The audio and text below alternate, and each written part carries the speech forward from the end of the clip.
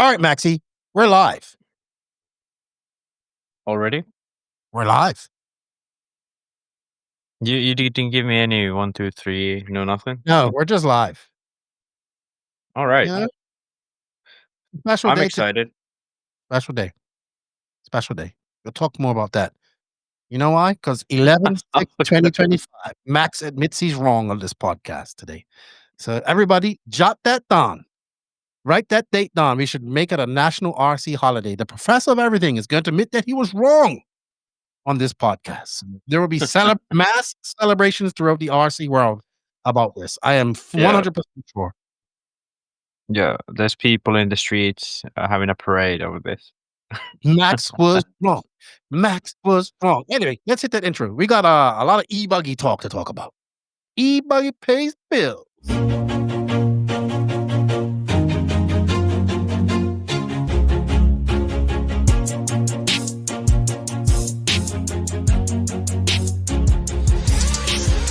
Nitro is the glory, but EBuggy pays the bills. Welcome to the No Name RC Podcast. Get ready for some serious bench racing. But be warned, we speak our minds, express our thoughts, and sometimes things can get a little rowdy. Hate, and he just was influenced by the hate coming from the left, the hate coming from the right. And let's get back to more club racing and less of this grabbing racing. It's hard not to be arrogant when you're always right. See what I mean? That's exactly why people call you arrogant, Max. You may not agree with everything we say, but it's definitely worth a listen. And our pick, can you stop whatever you're doing? Join your host, Lefty the Great, with co-hosts and guests as they get together to chat RC. Hey, after that race that I watched this morning, I have to talk about it.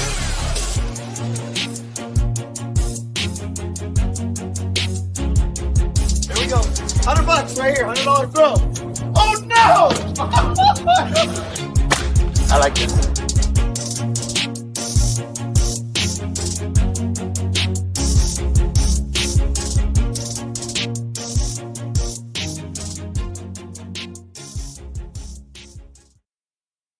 Yes, indeed. Nitro's the glory, but EBuggy pays the bills. What's going on, everybody? Welcome to show number 219 of the No Name RC Podcast.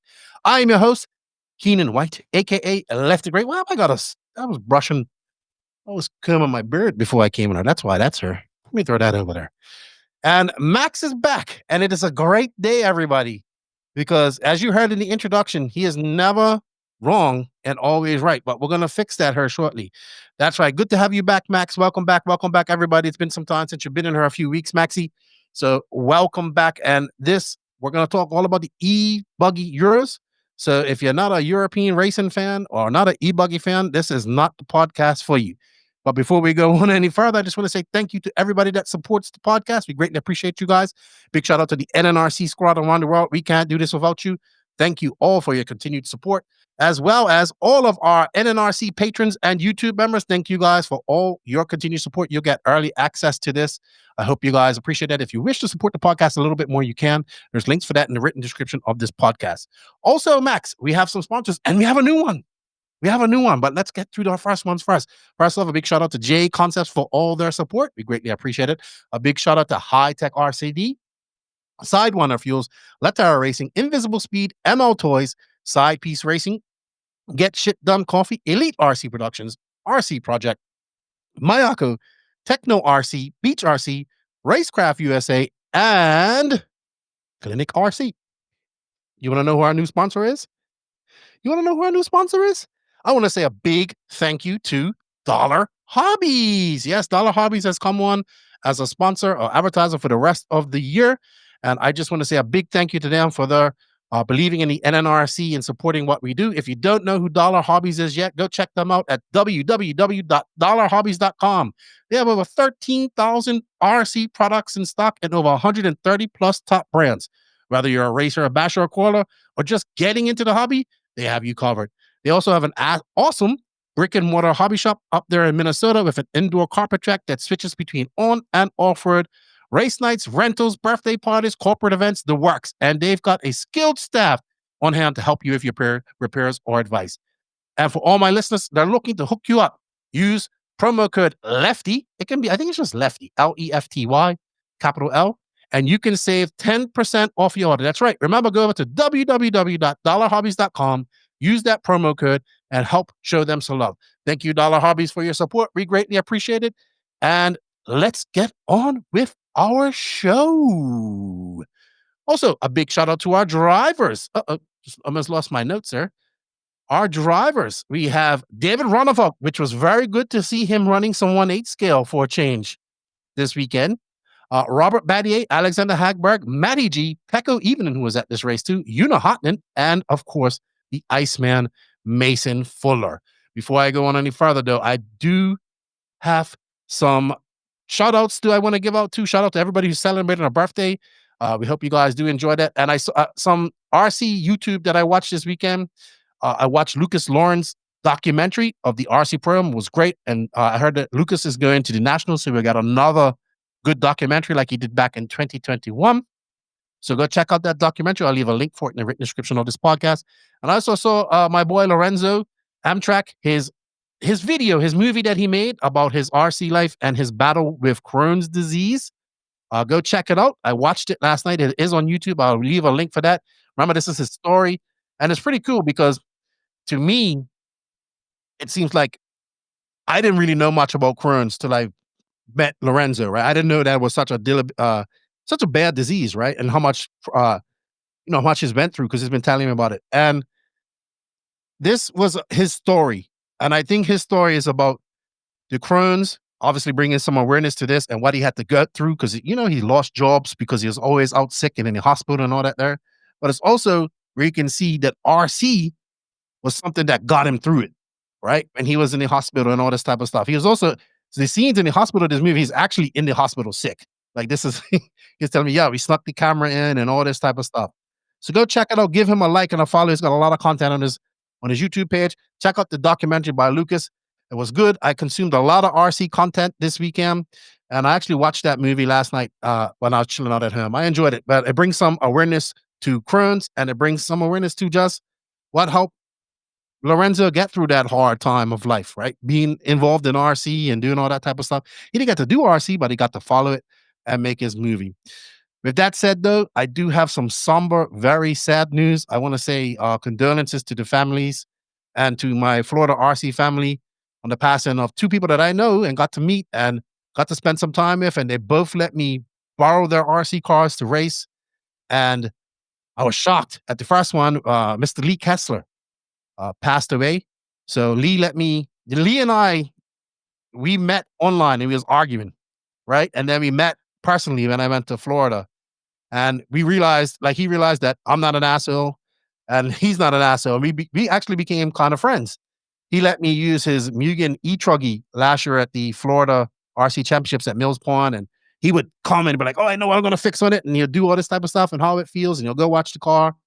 And we had some good conversations, and I was very saddened to see of his passing about, I think it was last week, and it was shocked, to be honest. And a big shout out to Mr. Steve Downey, Mr. Papa Smurf, who is an older gentleman that I got to meet. He got into RC recently, then his son got back into it, and they, he got to race with his son a little bit, but unfortunately, when I did meet Mr. Steve, he was sick, and unfortunately, he succumbed to his, I believe it was cancer, that he passed away with. So you know what we say about that? Fuck cancer. And let's hurry up and find a cure for that because it fucking sucks, right? So my condolences to the Florida RC family and my condolences to those families. And this kind of hit a little hard because I personally know both of these guys and have had interactions with them. They let me use their cars, and had conversations with them and knew them. So I was very sad when I heard about this. So it was very, very sad. And you know what? That leads me to another point. If you guys don't know, June is National Men's Mental Health Month. Sorry, and I know a lot of people don't know this, or maybe not know it because it's not public. It's not really public. It's not really known. But just remember that June is Men's Mental Health Month, and you don't know. Like I was saying this came up in a topic to me, right, Max? Because sometimes you don't know what RC means to different people, right? And one thing I've learned over the years in my time of meeting many people and talking to them, RC, whether it be whatever they're into, but racing, obviously we're more racing. You never know what RC means to people. And RC racing and the camaraderie and the racing and being around people and all that stuff really is a social event as well for most people. And I just kind of want to bring some awareness to men's mental health. As an older man, I kind of brush that stuff under the carpet and all that stuff. You're a little younger, you're a little more used to expressing your feelings and all that type of stuff. I've had many people reach out to me personally and say, "Hey, Lefty, your podcast, our podcast, it helped me get through a hard time in life."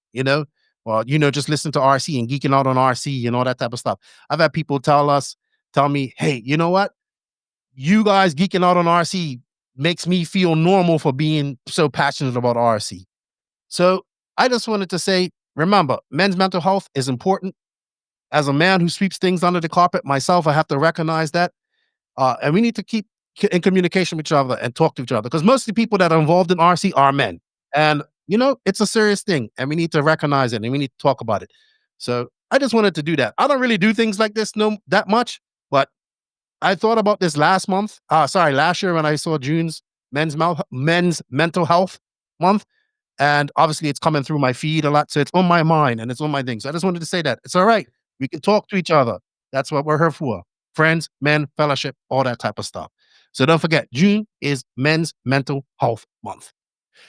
Anyway, Max, welcome back to the podcast. What have you been up to, good buddy? Well, I don't know what I have done to deserve life to be so freaking busy all the time. Like, maybe I need to learn to say no, in some way. But it's been like incredibly busy. I've been at work. I've been having all kinds of things. Uh, not that much politics anymore, but all these gatherings and so on that I've kind of said that I'd go to. And then this weekend we have a first Finnish national. So I've been finally getting some track. I visited the track last week. It's crazy. It feels like forever. So, um, but yeah, really busy, but it's all right. It's summertime, so I'm getting it. I have this thing, like some people call it spring mania.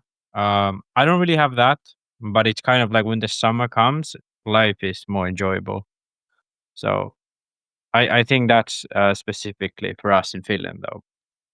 Have you had that day where it's the longest day of the year where all you Finnish people go crazy? Midsummer, yeah, next week. Yeah, that's what it is. Yeah. Yeah. That's why JQ is not going to the Nationals. It's going to be in a midsummer week, whatever he's going to do. Becco's going to the Nationals. No, it's a week from now. Nationals is 2 days from now. So no. As we're recording. Roar Nationals. Yeah. Oh yeah. Oh Raw yeah. Nationals. As we're recording this is the Wednesday before the Raw Nationals, and this will be out on the Friday. So Raw Nationals is the big race right now. Yeah, everybody's gearing up for the Raw Nationals. First Raw Nationals with EBuggy and eTruggy combined. So yeah. Oh yeah. Yeah. We should. I forget about that. Last week I saw I think it was Cav who was doing something, wrenching his stuff or something. Mm-hmm. And then I was like, oh yeah, he's got 4 cars to make ready. But every time when someone mentions it, I'm like, oh yeah, it's so easy to forget. And it's I think it came very last minute to change. Just like it feels like just a month or so ago. No. They did this last year, if I'm not mistaken. But they did? Yeah. But yeah, they had to because to give people to prepare. But it's the first one that they're doing it like this. And I was talking to Pecco. He's going Sunday because he's gonna be wrenching for Cav. Yeah, I think I was talking with him. I met him. I went to the track and saw him there. So we chatted a bit about this. Yeah. Well, I don't know if I should say this, but I'll just say that I'm so amazed how bad mechanics a lot of these top guys are. Like Wally said the same thing when we had him on the podcast last. Yeah. I'm not. It's not like all of so them, incredible. but Yeah. Yeah. Well, Like hopefully Pecco can like help him out. And it's a lot of classes to run, so he needs the help, right? yeah. So I mean, sure, he definitely needs someone to help, but I think like he needs someone to help also. He needs But somebody to he needs somebody to yeah, help. yeah, but it's just amazing. Like all of these top guys, because obviously through Mayako, I got to see firsthand how some of these guys build their stuff. But like at the worlds and such, when I was taking like the pictures of those cars, you Right. can just see like some of these guys, they don't really know what they're doing. Like they just put it together and they hope it works. Like Ronafog's probably the only one I know who actually like wants to make everything perfect and knows how to make that possible. Like, yeah, it's That's it's a bold crazy how bad that some of these like world champions even are that's a wrenching bold on that stuff. statement. That is a bold statement. So you've been busy. You're working at the shit factory. You got your girlfriend. You've been doing some tree hugging and all that type of stuff. So that's good. I've been busy in a whole separate thing. I feel like I've spent the last 4 weeks behind this computer screen. In fact, as I'm recording now, this is my third recording session of the day. Yeah, So I you're recorded with Ryan Lutz. So that we got a Ryan Lutz podcast coming out. I'll catch up with him next week. I did a Power Wheels podcast, and now it's 3:45 p.m. and we're doing this. Yeah. And it's then all almost the like you do this for a living. I do. Now, I have a question. And I asked the people out there as well. How did you like me splitting up the podcasts? Me? Did you? Wow, I know you've been so busy, but I think it was great.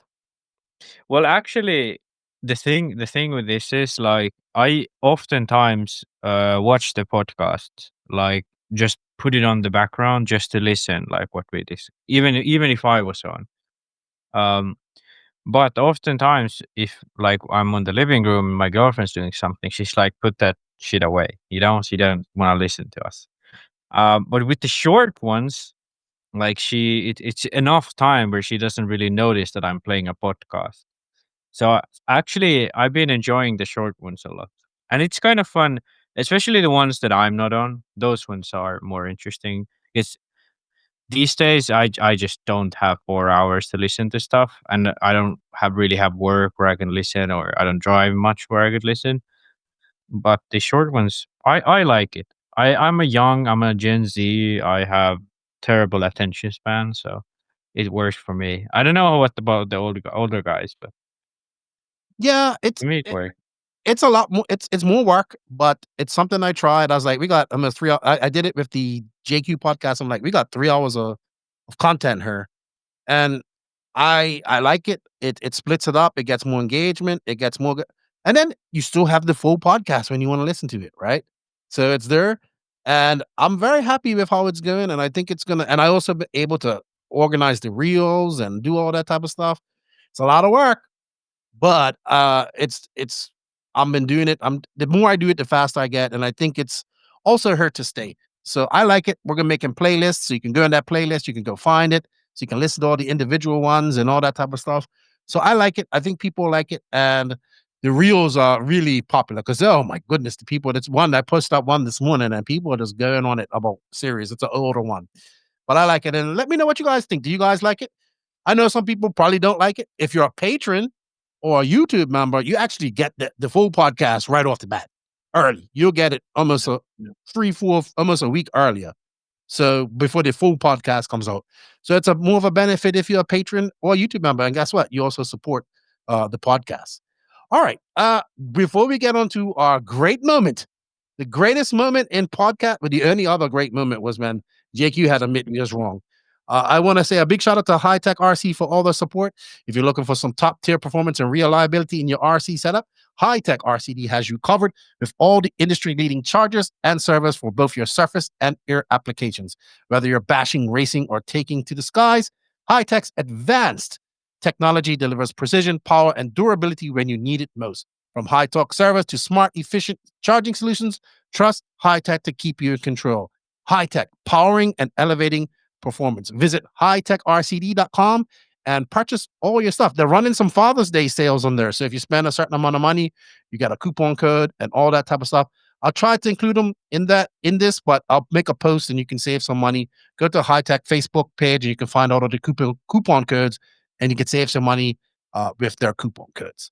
All right, Max. So when you was last on, and this was a popular segment, and we both went on a rant about this. And I wanted to clear. I don't want to spend too much time on this, right? Because we saw a comment, and I wanted to clear this up. And it's about MAH, not about voltage. And then somebody clarified their voltage. But I'll let you take the floor. This is your apology, everybody.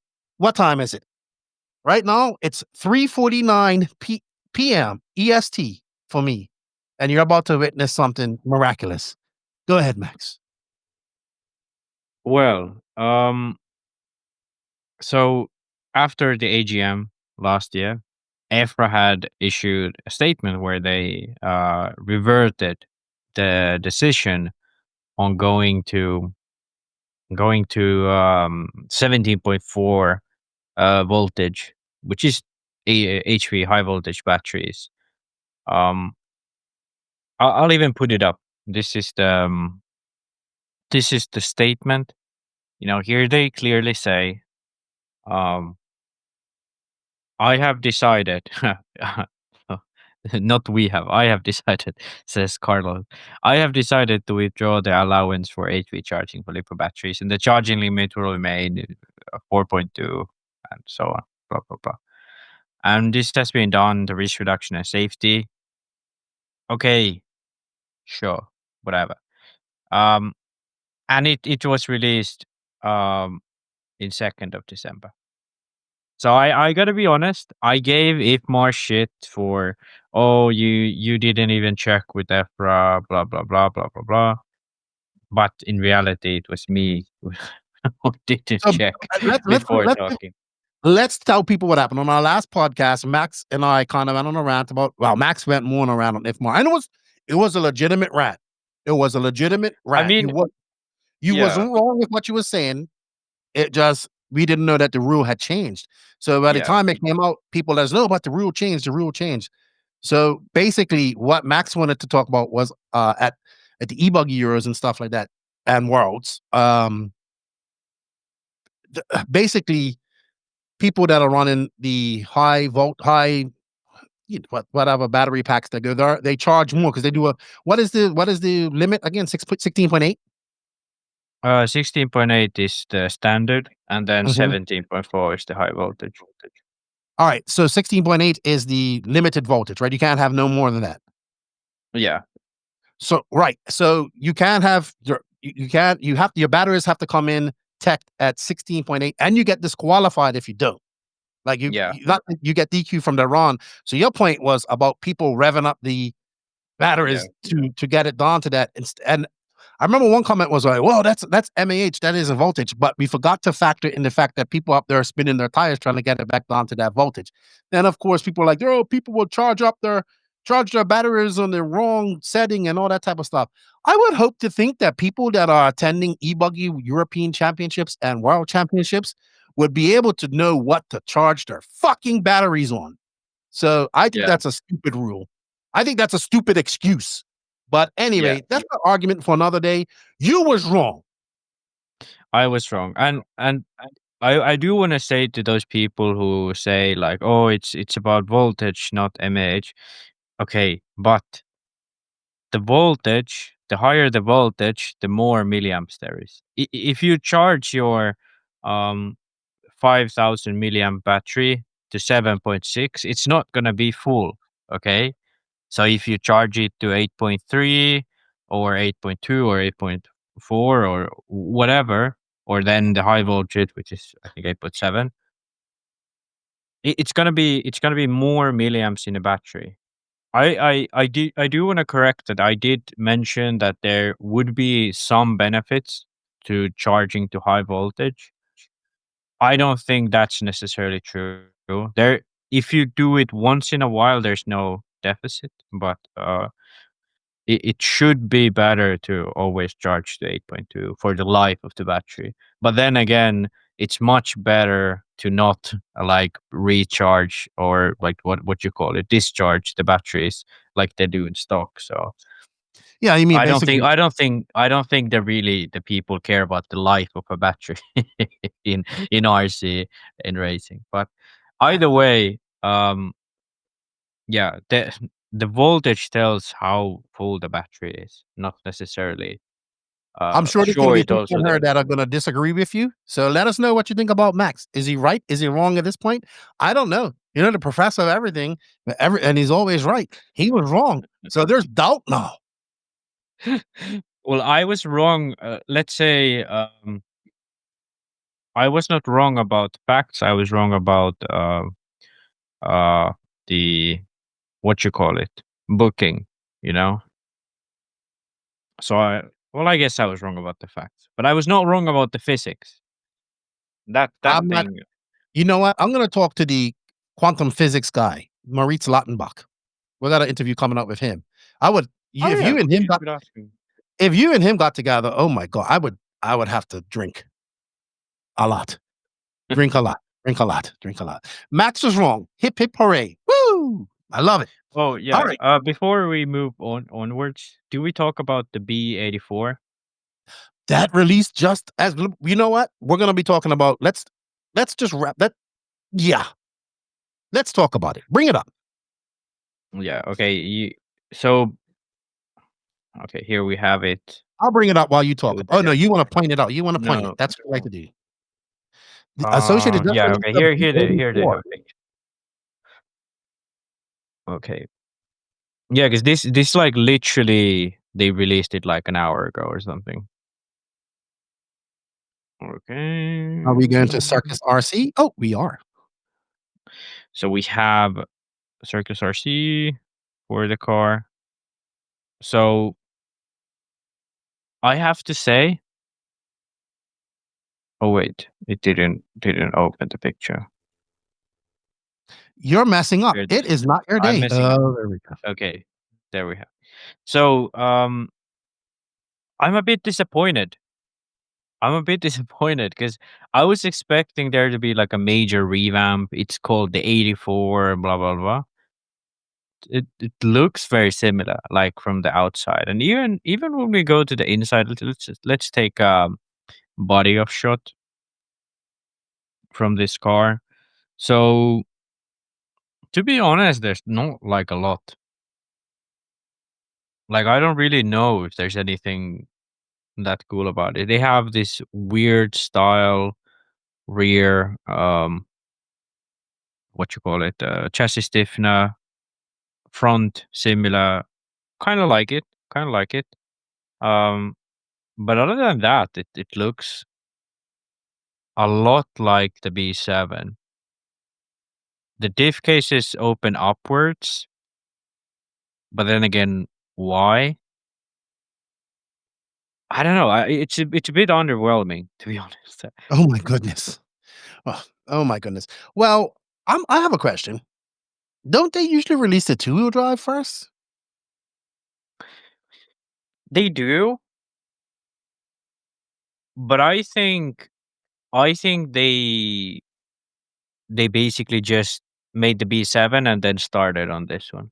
Ah, okay. Okay. I think that's what they done.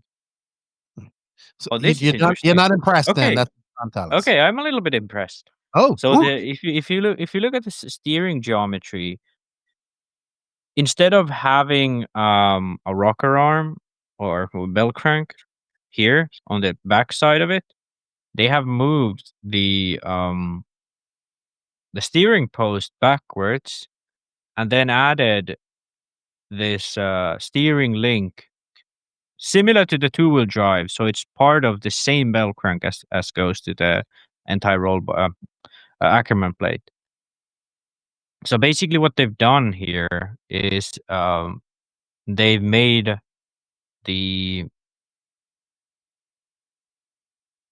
the mechanical steering movement slower, which means that the servo is more precise and the servo has more strength and so on, similar to two-wheel drive. And I think this is a big deal, especially on carpet, because you want the steering to be smoother. And a big issue with tool drive was back in the day when you had direct steering to the Acumen plate, it was too aggressive. So I think this is a welcome change. No other four-wheel drive has it like this, or at least the changes in this aggressive. Um, an obvious difference I see now looking at this picture is the extremely long arms. So similarly to the V7, this one offers really long arms. You know, I don't think this is gonna be um that good of a change. It's probably they have the same goal as with the tool drive, so you'd have longer arms, it's calmer, you can go around faster in high grip. But I don't know, dude. Like I was expecting so much more, so I'm a bit underwhelmed. And I'm just taking my first looks at this as well. Here we can look at the rear end of the car from the back. As you can see, it definitely is narrower, the pivot. Mm-hmm. But then, other than that, it's pretty similar.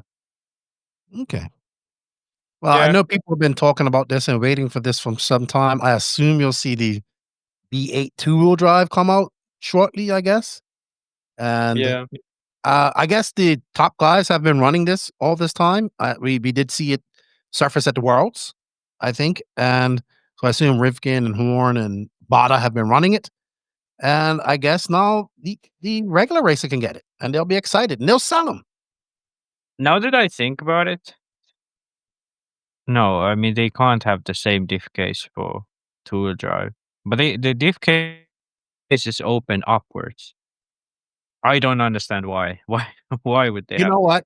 I'm sure Coach Wenger or somebody from Associated who's had this is going to chime in. Let us know in the comments. What is up with the diff opening up on the top? Max is kerfuffled. He's kerfuffled. Yeah. It's Yeah, another great Yeah, I time. thought. You're kerfuffled. Yeah, I am. I mean, like I said, I like the change in steering geometry. It's interesting. Then the chassis stiffness, centered, sort of a triangle shape instead of having that only on the bottom of the chassis.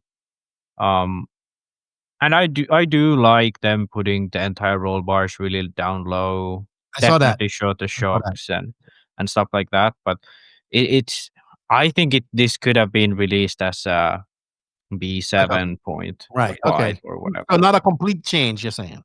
Not a Just complete. updates. Okay. Got you. Yeah. So yeah, That's like that's my medium first on it. impression of. Would you say Yeah. your fire for Associated is medium right now? It's medium. I was definitely very excited when the B7 came out. Mhm. This is kind of like they got a bit lazier, you know. So like if B7 was cool, this is kind of like meh, you know. I can hear the keyboards of all the Team Associated guys right now berating you. I can hear it. I can hear it. Click, click, click, click, click, click. All right. Let's move on to the other big release that really caused a big buzz about 2 weeks ago. But before we do that, we have to pay some bills. I'd like to say a big thank you to Side Piece Racing and Latara Racing. Elevate your RC experience with SidePieceRacing.com, North America's exclusive distributor for top-tier brands like Awesomatics, Rocher, Wild Turbofan, Montac Racing, Course Attack, Phoenix Racing, and Will Speed. Whether you're seeking precision engine card kits, high-performance batteries, or aerodynamic bodies, we've got you covered. Enjoy fast shipping, exceptional customer service, ensuring that you get the best gear when you need it. Visit SidePieceRacing.com today and race ahead of the competition. A big shout out to our friends Kim and Martin at Latara Racing over there in Sweden, one of Sweden's premier hobby shops and tracks dedicated to racers. Featuring top brands like X-Ray, Hobbywing, Zoo Racing, and Team Coyote, they provide everything you need from precision chassis to high performance in electronics. Whether you're at the track or upgrading your setup, Latara Racing caters to racers who demand the best. Visit latara.se or stop by our shop and track for the ultimate RC experience. Latara Racing, built for winners. Thank you all for the support. We greatly appreciate it. We can't do it without support of companies like Latara Racing. Kyosho Masters 2025. If you guys want to know more about this race, I did talk to Ryan Lutz about it because he did get to go over there. I know a lot of people saw it and they were like, "Oh, that's not an off-road track," because it was no dirt. It was AstroTurf, wooden planks, and pavers. But you know what, Max? When I've watched, I've seen the Kyosho Masters go on for the 25 years because it's the 25th iteration of it. And when I think Euro tracks, this is a Euro track to me. AstroTurf, wood sections, no crazy jumps. I think it had some berms, maybe pavers. Okay, it wasn't no dirt, but when I think of European style tracks like from the 80s and 90s, 90s and early 2000s, this is what I think of. And if you want to know more about that, Ryan, let's talk about it, his experience on it and whatnot. But I like it. Like, as much as I am not the biggest Kyosho fan, even though I made a video about him, which is doing pretty good. Lefty Simple Thoughts. From a simple brain come simple thoughts. And check it out, Kyosho, The Resurgence. It's doing pretty good, actually. And I had to, it hurt my RC soul to make that video because, I'm a Mugen guy through and through from the beginning. But that race was held May 30th to June 1st at the Robot Club 94. What a name. The Robot Club 94. Briefly, JQ's been to this race twice. He went again. So this is a race he's always wanted to do because Kyosho, JQ is the ultimate Kyosho fanboy. He is. Ultimate. He is. I know he is. So- I don't think he actually ever even raced with Kyosho, but for some reason he's always been a big fan. I think he's just a fan of Kanai. A lot of people are. He is. But we did some digging and they did release the. Do you want to bring out the video of the MP11? I mean the MP11 prototype. I love how Kyosho did this. They did it at their big race with all the Kyosho guys around there, and you saw that picture of everybody's phone out. I'm so surprised that wasn't made into a meme. I'm so surprised that wasn't made into a meme. I was waiting. Well, for yeah. I mean, Yeah. I bet people are gonna make memes of that, but it was. I thought it was it's cool. a great template. I thought it was a great template, but I thought it was cool.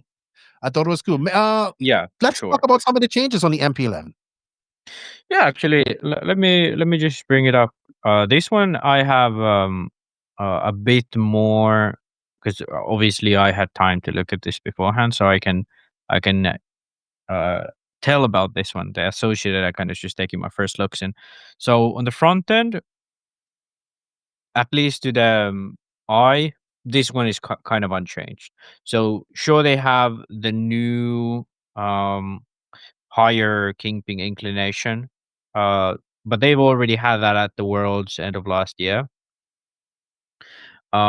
So front end is rather unchanged. So they continue with what they've been developing. So of course they've only just recently went to the KPI. So they used to do that in the MP777, then MP9 they went to 0 KPI, and all the way from the first MP9 up until I think it was last year, they ran with 0 KPI, and then they came out with these. So more KPI in the front. What they said, it was to be better on these, what they call European style tracks. I don't know if that's the only benefit of it. I never really was a fan of it, but either way, they've kind of incorporated that to their setup. And the reason why I held on to this for so long is because I think this is actually the reason why they switched the rear end as well. So in the front, they have this higher KPI. And for the first time ever, well, I'm not going to say ever, but for the first time since I remember, Kyosho has gone to a long rear arm with a low offset rear hub. I'm pretty sure the offset is negative. It's hard to tell from these pictures. I still think it's sort of similar to what S-Works has.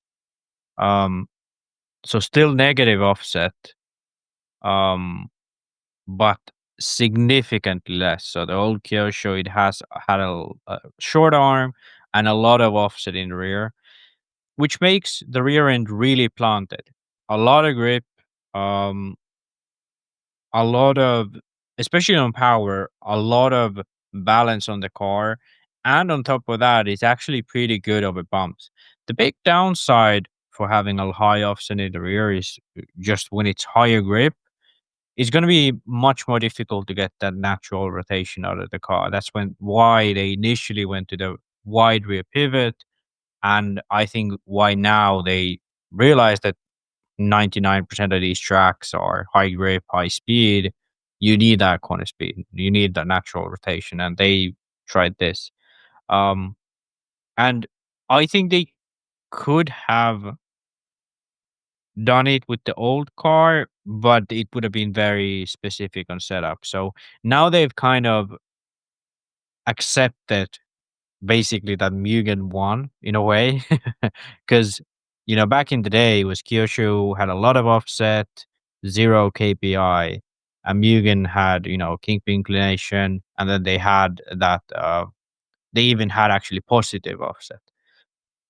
And now, they still hold on to the C hub, but they're getting close there. Other updates are the radio tray. I have to say I'm not that big of a fan of the radio tray, but I do like the rear chassis stiffener. So they have this centered chassis stiffener on the gearbox.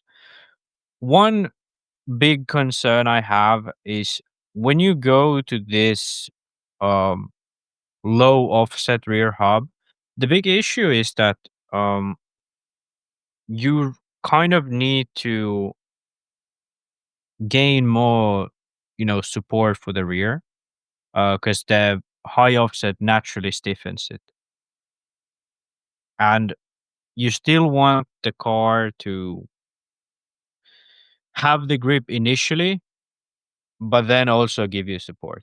And in my opinion, and by looking at the cars in the market, the best way to do that is to lean in the rear shocks, which they haven't done.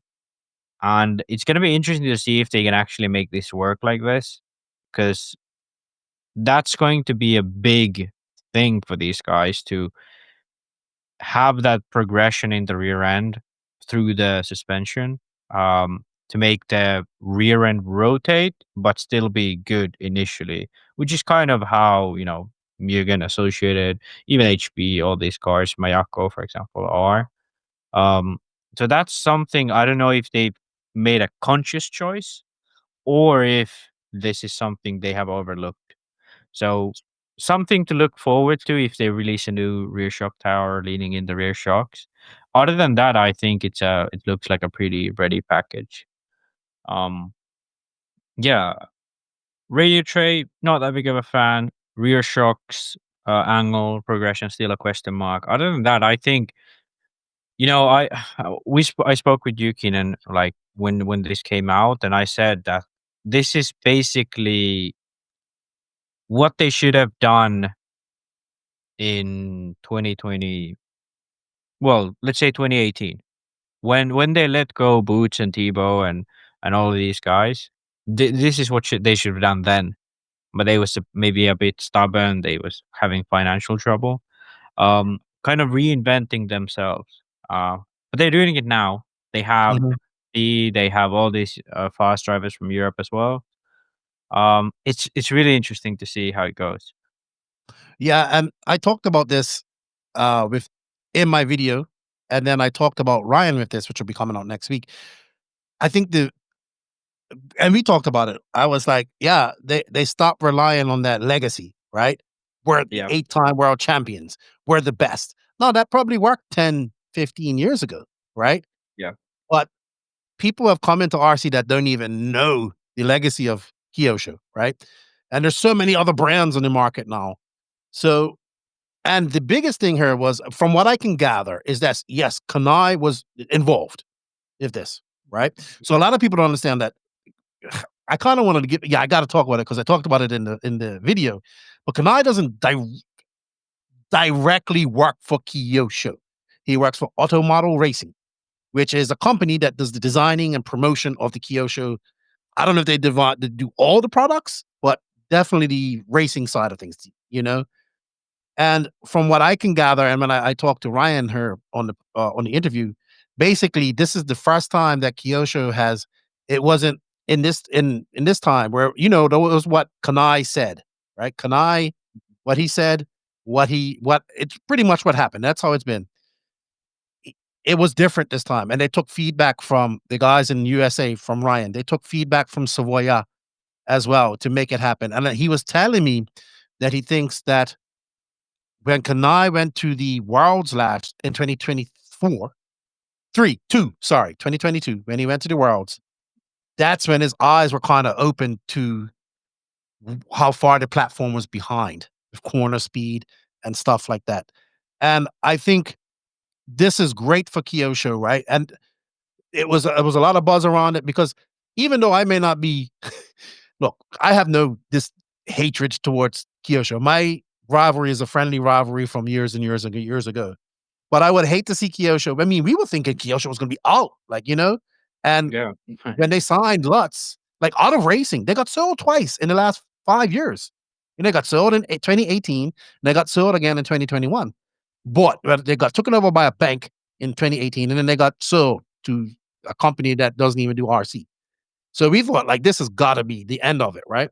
But they have successfully done what they needed to do to carve a niche out for themselves again. And I know in Europe and other parts of the world, Kyosho is still a popular choice. But in my travels going to the USA over the last few years, prior to even when before Lutz came on, you saw them very few and far between. You went from a car that dominated the scene to seeing them here and there. Since Lutz has come on in the last couple years, 3 years, so he came on in 2025, and now they got Bump on board. They got Savoya over there. They got Berton, Barufalo, those guys. We're seeing, is it going to be as popular as what it once was? No, but I'm starting to see more Kyosho showing up, local races, local tracks and stuff like that. I'm starting to see more at races that I go to. So yes, they have successfully carved out a niche for themselves in a time, and it's very hard to do. They haven't completely reinvented themselves, but they rebranded themselves. And I thought it was great. That legacy part, you'll never lose. It's always going to be there, right? And some of the stuff that Kyosho done, I don't think we're ever going to see that happen again. I mean, there could possibly be an 8-time world champion. I mean, Associates got 3. Yeah. Possibly could have 4 next year. So it could be, right? But what they done and some of the domination that they had over the time, it was impressive, but it got old, right? And you couldn't rely on that anymore. Well, we were this, we were that. Yeah, but you did that. Yeah, I used to be skinny, but now I'm fat. So, what does it matter? I was never skinny, but I used to be in a better shape than this, and now I'm fat.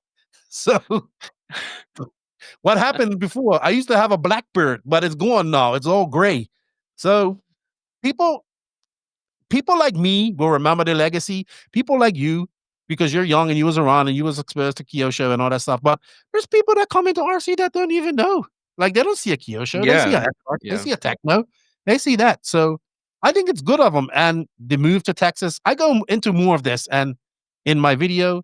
And I think we both agree that on what I said, that they successfully kind of rebranded themselves. And it's good to see them in there because there's going to be some brands that go away. It has to go away. There's too many out there, right? So they're doing what they need to do to still stay relevant and make sales. Of course, Kyosho has all the bashing stuff and all that stuff that makes them their money. So I get it. And kudos to them. I once again give them their flowers. And that took a lot from me. But as for that race, actually, Barton won, Barufalo came second, and Filong came third. And our good friend, JQ, who unretired, finishes 7th. Yeah. One more thing I do want to say about the new car is I still haven't fully given up on the old Kyosho. So the MP9 TKI 3. That's old. They have a 10 in between there, Max. I There is know, a chance. I know.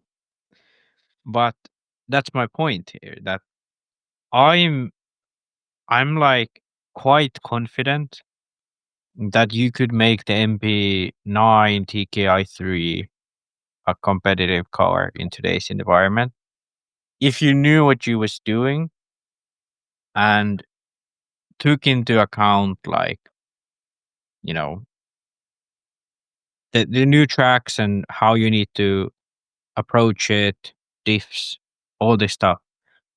I still think that's possible. I think that chassis was really good. I think its strong point definitely was when tracks got rough, when they were inconsistent, and so on. And definitely lower grip is its benefit. But when it's inconsistent in any way, that car was good. But I do think there is potential still, even in the modern era. But I think we can safely say that Kyosho is now gone. Like, that car is fully, like, MP10. That was still close. It was basically just a wider rear pivot. I'll tell you And what. but Oh, this sorry. one, Go ahead. yeah. No. But this one is, it's not. We can hold a silent moment for that. The most dominant car in history, which is the, let's say, MP777, MP9, that sort of geometry. You know what? I give them, like I said, I give them their flowers. They're doing a better job than some other company that we won't talk about, that we cannot, that we are not allowed to talk about on this podcast. So Yeah. we're just, I mean, they have 2 world championships, so they're doing pretty good. No, actually 3. They three. have 3 too. Yeah. They have three. All right. Something else that popped up on my feed this morning. It's a liquid cooled RC engine for cars. No, Is it for cars though? no, I it's think a it's boat. for, It's an yeah, RC I boat think it's a engine. boat then. I talked to Boots about this because I saw his dad posted it, and I said, "Boots, you got to get yourself a boat and go test this out." I think this is good because the RC Marine engine and the nitro. Okay, nitro isn't as big as it used to be in the boat industry because gasoline engines and electrics taking over it. But dude, I've seen this is right up Red's alley, wide open. Like, that's what RC boats are. It's like that's all boats are. It's no in between. It's wide open and off a little bit. I think it's impressive, but I'm pretty sure there's some people out there that thought this was a liquid cooled RC engine. That's why I was like, I messaged Boots and I was like, "That's a boat engine, right?" And he goes, "Yeah, that's a boat engine." I thought that was pretty cool. But I I thought don't really know why you wouldn't do a liquid cooled RC engine. Wouldn't it be cool? Like, if you directed airflow into an air cooler, wouldn't that be more I'm sure it's effective? been done. I bet you it's been done. I think I've seen liquid novelty. Yeah. I've seen a 4-stroke gas truck. Yeah. Four-stroke Yeah, I engine, mean, people've done things, yeah. but, It's, like, why it you hasn't know got what? done, maybe it's If just you've seen not. a liquid cooled nitro RC car, send us a picture in the comments. We want to see it because I Yeah, swear I've no. seen one. I swear I've seen one, like with a nitro engine. All right, Max. Now we've been jibber jabbering for this much of time. Now it's time to get into the nitty gritty.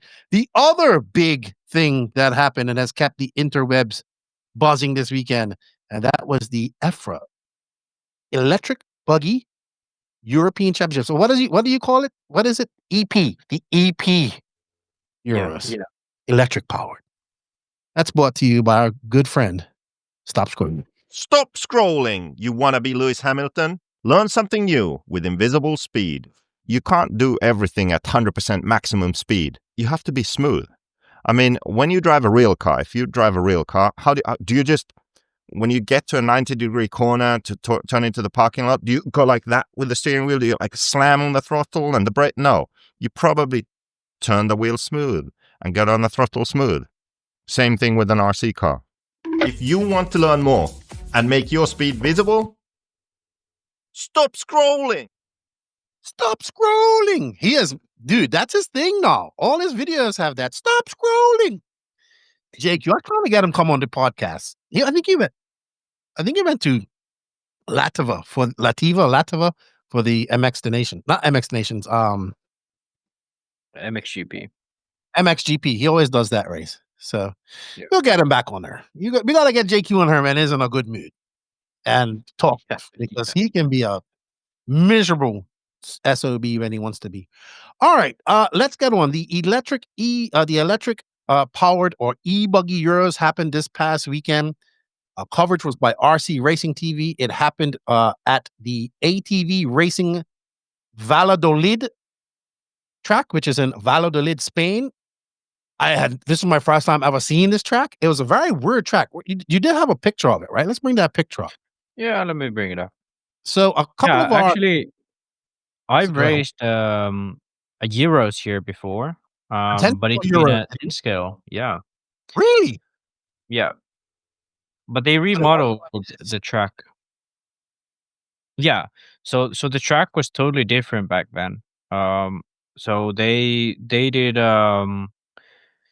they were supposed to do a remodel of the track for 2016. That was when I went for the 10 scale Euros. Mhm. So it had a 10 scale Euros in 2013, and then it was supposed to do a remodel for 2016. It didn't work out. I guess they didn't get funding or whatever. But then they eventually did it.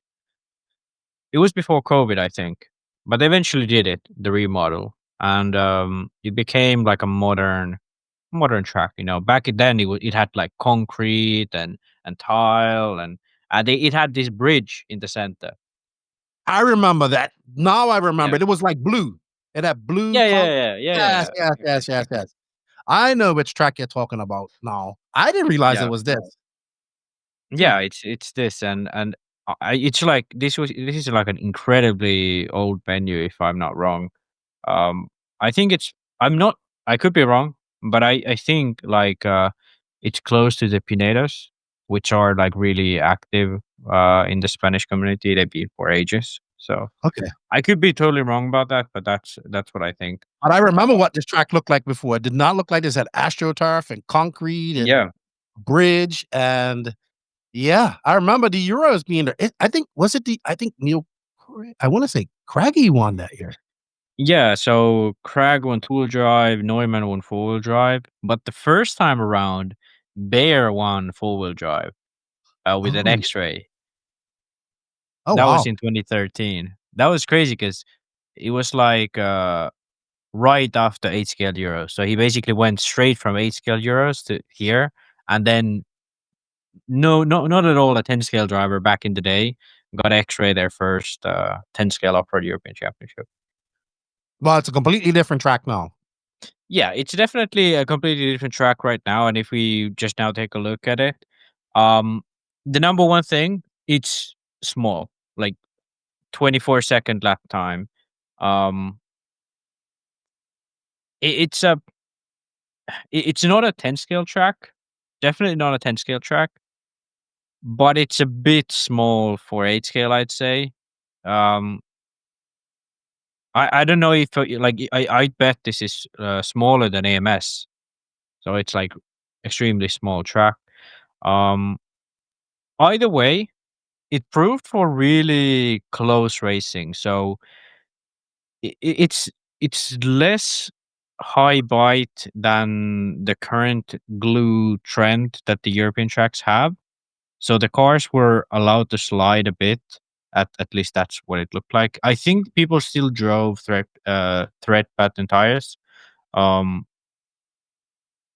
as you see, it's like a few doubles, very flowing, sort of the same 3D style as all of the modern tracks, but then a little bit, it's not that high bite, and No, not at all. And they watered. And yeah, you know what? so You know what? The Europeans don't know how to water tracks. You don't. You don't no, know yeah, how to water tracks. Like a schedule and all that stuff. From what I told, the watering was bad. Like they started watering and then everybody complained about it and then they stopped. But I talked to a few drivers and they said it was a very hard track to pass on. Very hard. And you really was to pass. And it reminds me, I wasn't there, but it reminds me, of when I went to Guarda in Portugal last year to the yeah, but it looks like the same type of aggregate. Had that track dried out because it was wet, it was very slippery, very like a fine layer of dust. It looked similar to that. And I was listening to Nick, and he was explaining how small the line is, right, for the traction and all that type of stuff. So it's I would say this is like a typical Spanish track now, because not all the tracks in Yeah. Spain are high bike like Redovan and all this stuff, but they look like this now, or with more jumps. Yeah. And you see tracks like this in Italy and stuff. These are probably the two places in Europe that you see tracks like this. It's almost like an American / European style track. It doesn't have the big crazy jumps like an American race. That's I think Mugello built it. So it has this, Mugello has those flowing jumps. I think if it looks like a Mugello track, it has that flowing jumps. And it was fast. And Yeah. it was hard to pass on. And that's why we had a kerfuffle. But we're going to get into the kerfuffle but first we got Yeah. to talk about some stuff. Yeah, I mean, to touch on the American style, that's exactly, I think, what happened. Because for some reason, I don't know why, but Spanish culture in general has been very America inspired for a while now. Mhm. Motocross tracks, very American style. A lot of these new school drivers in motocross have this American style to them, and it definitely worked its way to RC. And yes, it's kind of like American tracks, but it's kind of like BMX tracks more so.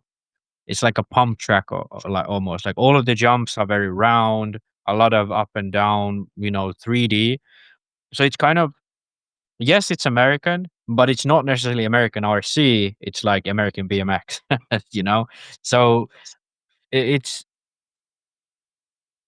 it's very different from what we used to, because old Spanish tracks used to be, like that, this track before that you Mhm. had concrete, you had astroturf, you had a bridge and all of that stuff. Um, but the new school, this is kind of it. And Italy is different. They don't have this sort of BMX style. It's more like motocross, but smooth. So it's weird. It's hard to explain, but it's not so much up and down. It's more flowing, I'd say. But you are allowed to slide the car more because you're not going up and down all the time. You know what? Um, That's actually a great comparison. It does yeah, look like a BMX track. I don't think it has the traction of a BMX track, that track, but yeah, they've developed their own style, and it is American inspired, as you can see.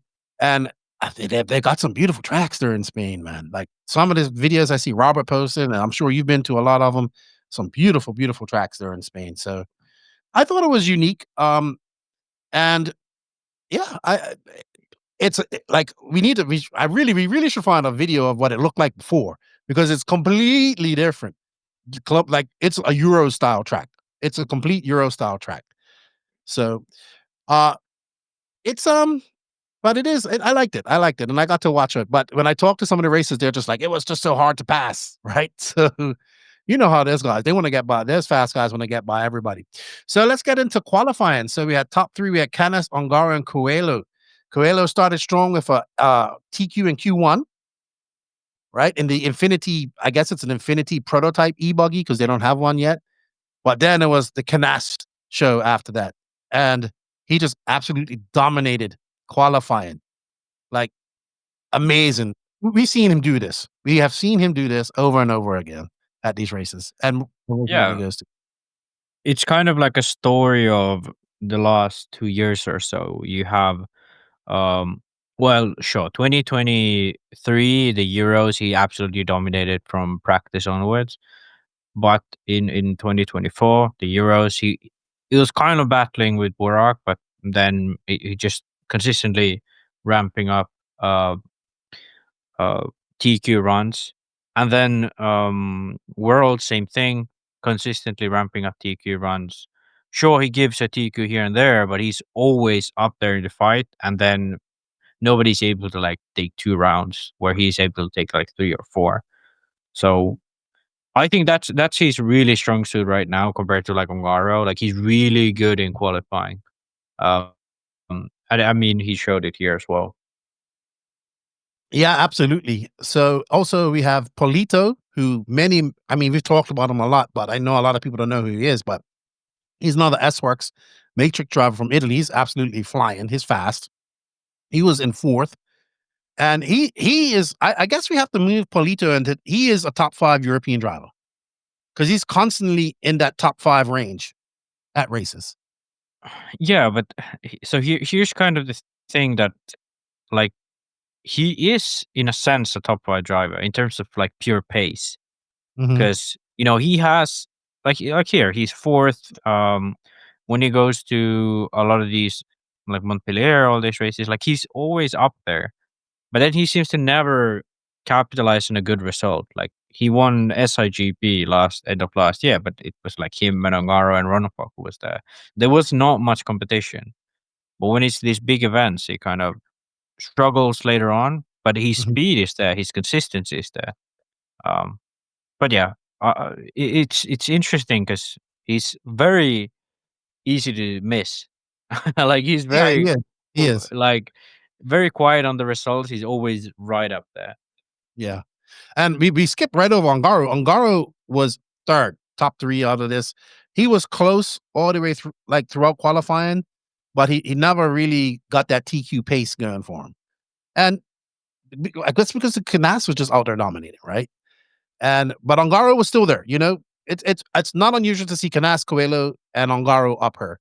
But the name that many people might not know as well is Noha Ben Mohammed. We know him. We've been talking about him for years, but he's a young French. He's got to be about 16 now, 16, 17. He's definitely tall and he's growing up. Well, hold on, he won the 2000 and what Euros did he come third? Was it 2020? I think it was 2022 because it was first ones after COVID. So So he was 2022 10 scale off road. 13. Yeah, he's about 16 now. He's Yeah, I tall. think he is. And he also got in trouble last year at the Euros for banging on the for Oh yeah, celebrating. we talked about that then. But he was driving the sparkly Sparko and Bertine's got a Sparko too and driving it with him. It looks like Bertine's kind of taking him under his wing, kind of like he did Well, with Run. that's what I kind of wrote in the notes, that like I wrote like he's backed by Corsatek / Adrian Bertine, because Mhm. Adrian has been helping all of these guys like Thomas Musso. There's been a lot of these French guys who's been under his wing when he was with HB. But Ronafalk has always been his main guy. So like when Ronafalk ran Mayako, Adrian ran Mayako. When Ronafalk ran X-Ray, Adrian ran X-Ray. When Ronafalk ran HB, that's how it went. But now he's running a Sparko. Of all buggies in the market, he's running a Sparko. So basically what he's doing is he's testing for Noha. He's probably wrenching on his car. I don't know what tires Noha runs. I think I could be wrong, but I think he runs hot brace, Mhm. which Adrian is on matrix, which is maybe a bit tough for them. But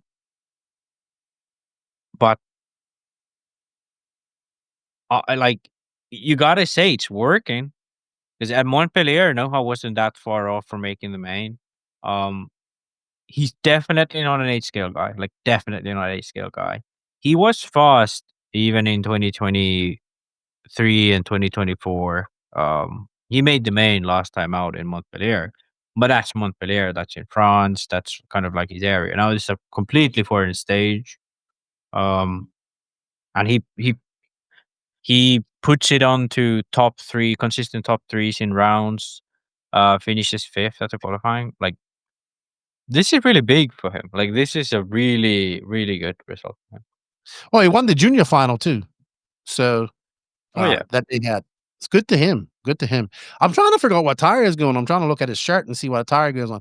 I think Adrian has a plethora of knowledge to bestow on these racers. I mean, you can see his pedigree. He's a 2-time world champion himself. Obviously, we saw the success that he had with Ronafalk, and now that him and Ronafalk are not together again to an extent, well, they are not, working together anymore. He's probably looking for that young racer that he sees potential in to put his time into, because he's not going to waste his time on people. He's actually but Ben Mohammed is on Matrix, even better, like fits right perfectly. Yeah. So it works right for him. And you know that Adrian is connected well. I believe I don't know if he's working for Matrix, but I definitely know he's working with them. Right. Yeah. So I think that Noha, I hope he runs Nitro.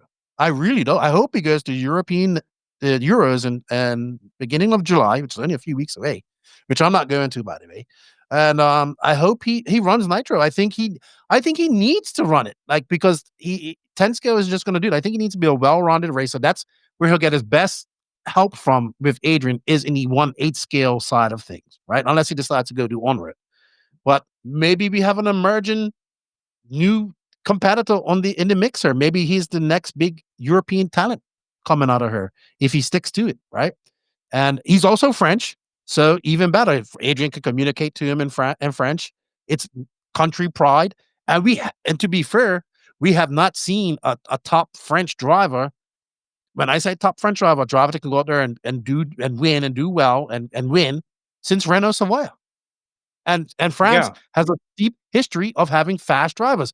Yannick Igon, the Igon brothers, the Sartels, Adrian Bertin, all these guys. They have fast guys there, but nobody's, we thought the Majubis were going to go there. They didn't. Jordan Lutt, there's fast young guys there, but nobody out of France is, I would say, accelerated to the level of guys like Polito, guys like where we see the Parentes, future drivers like David Todd and these type of guys. He's that level. Like, I think Ben Mohammed is that level where I think Noha can be a all-around off-road driver. He can win. He can do 10 scale. He can win there. He can do 8 scale. EBuggy, obviously, but he needs to get work on that Nitro, because EBuggy isn't going to be enough, right? So we got to keep our eye on him, because he qualified 5th. He's had great, like you said, a great success at Montpellier. I want to see him do more 8 scale. That's what I want to see him do. And that's good. And also, we saw Burak was there. Barkan did not have a good weekend. Like I said, it was great to see Ronafalk back kind of in his natural habitat. Okay, his natural habitat will be 1/8 scale Nitro buggy, but he is but at least this is 8 scale at least. He's a 2-time EBuggy European champion. And I actually listened to his interview that he did for ETS, and I kind of gathered from him, he says it's been very difficult to bounce between all these classes, right? And he's the type of guy, he needs to put his focus on one class and go do that. So I think he switched his focus to 1/8 scale. Obviously, we have the EBuggy Worlds coming up. Yeah, and one of these guys are going to win it. But yeah, I thought Ronafalk, you have Ronafalk, Burak, and Boots were all a bit quiet. But out of those guys, I think Ronafalk was still there. I think he ended up with a 4th overall, and it all was said and done. But good to see Ronafalk back where he belongs. Well, it isn't a Nitro engine, but you know what I mean.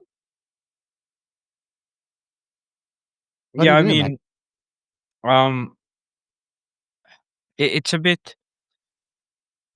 I guess you could say that he was 6th after qualifying, but I'm expecting to see him like fighting with Ongaro, because I think that's where he was just 2 years ago, and that's kind of all not happening right now, and that's why I put him like Ronafalk, Burak, Boots. You'd expect these guys to be there, like when Canas and Ongaro came together, you'd expect Ronafalk and Boots to go by. But they didn't. They was way back down the field, and it was actually Noha and those guys going by. So that's kind of why I thought these guys were quiet, because you'd expect them to be at least at that distance, that if the top makes a mistake, they can capitalize on it. Mm-hmm. But they wasn't even that. They was further behind. So that's why I think like these guys were kind of out of the picture. There was no real challenge from these guys. But that being said, I do think it's good to see Ronafalk racing 8 scale again. To be honest, we expect Burak, Boots, and Ronafalk to be there. They should be there. Yeah. I'm especially after the year that Boots had over the last couple of years. But Boots has been kind of quiet all year, to be honest. He's been quiet all year. And Yeah. Borak, who is doing the pro RC life, he is better than what that position is. But it just wasn't his weekend because he did not do well at all weekend. But his brother didn't do well either because he was 24, he was 20th. So Barkan wasn't doing too Yeah. good. He did a good interview though. He did a very good interview. But yeah, I would agree with you. Those guys just weren't, and like you said, they should have been when that kerfuffle happened with in A1. It should have been no way that Canas and his guys should have still been in the top 5. It should have been like Yeah. they should have been on in 6, 7, 8 right off the bat. So it's I think what we're seeing here is just maybe it was the track or whatever, but we'll see how it goes at the Euros. We'll see how it goes at the Nitro Euros. So let's just we'll sit on that for a little bit. Other notable performances was the other Frenchman, Clement Boda. Yeah.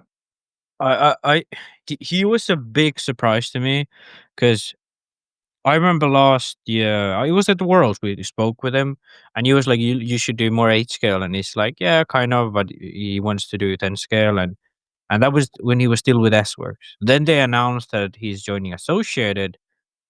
He has that really good run. I think he made the main at the EOS with Associated. He's been looking good in France. And now he comes to the EBuggy Euros and puts it in the main. And sure, you can say like, yeah, he's in the back of the main, blah blah blah. But when you look at it from the point of view of Associated, he's the only other Associated in the main. So like he's the second Associated in the main. He's actually beating guys, like Berton, both Parientes, Figueredo, David Todd, and Berkan, and all of these guys. He's beating all of these guys. So I think this is like even though he was just 10th after qualifying, that's really good. That's like incredibly good. You know who Another this- one. Yeah, I'm sorry. You know who I'm surprised isn't at this race? Carrot. No Marcus Carrot.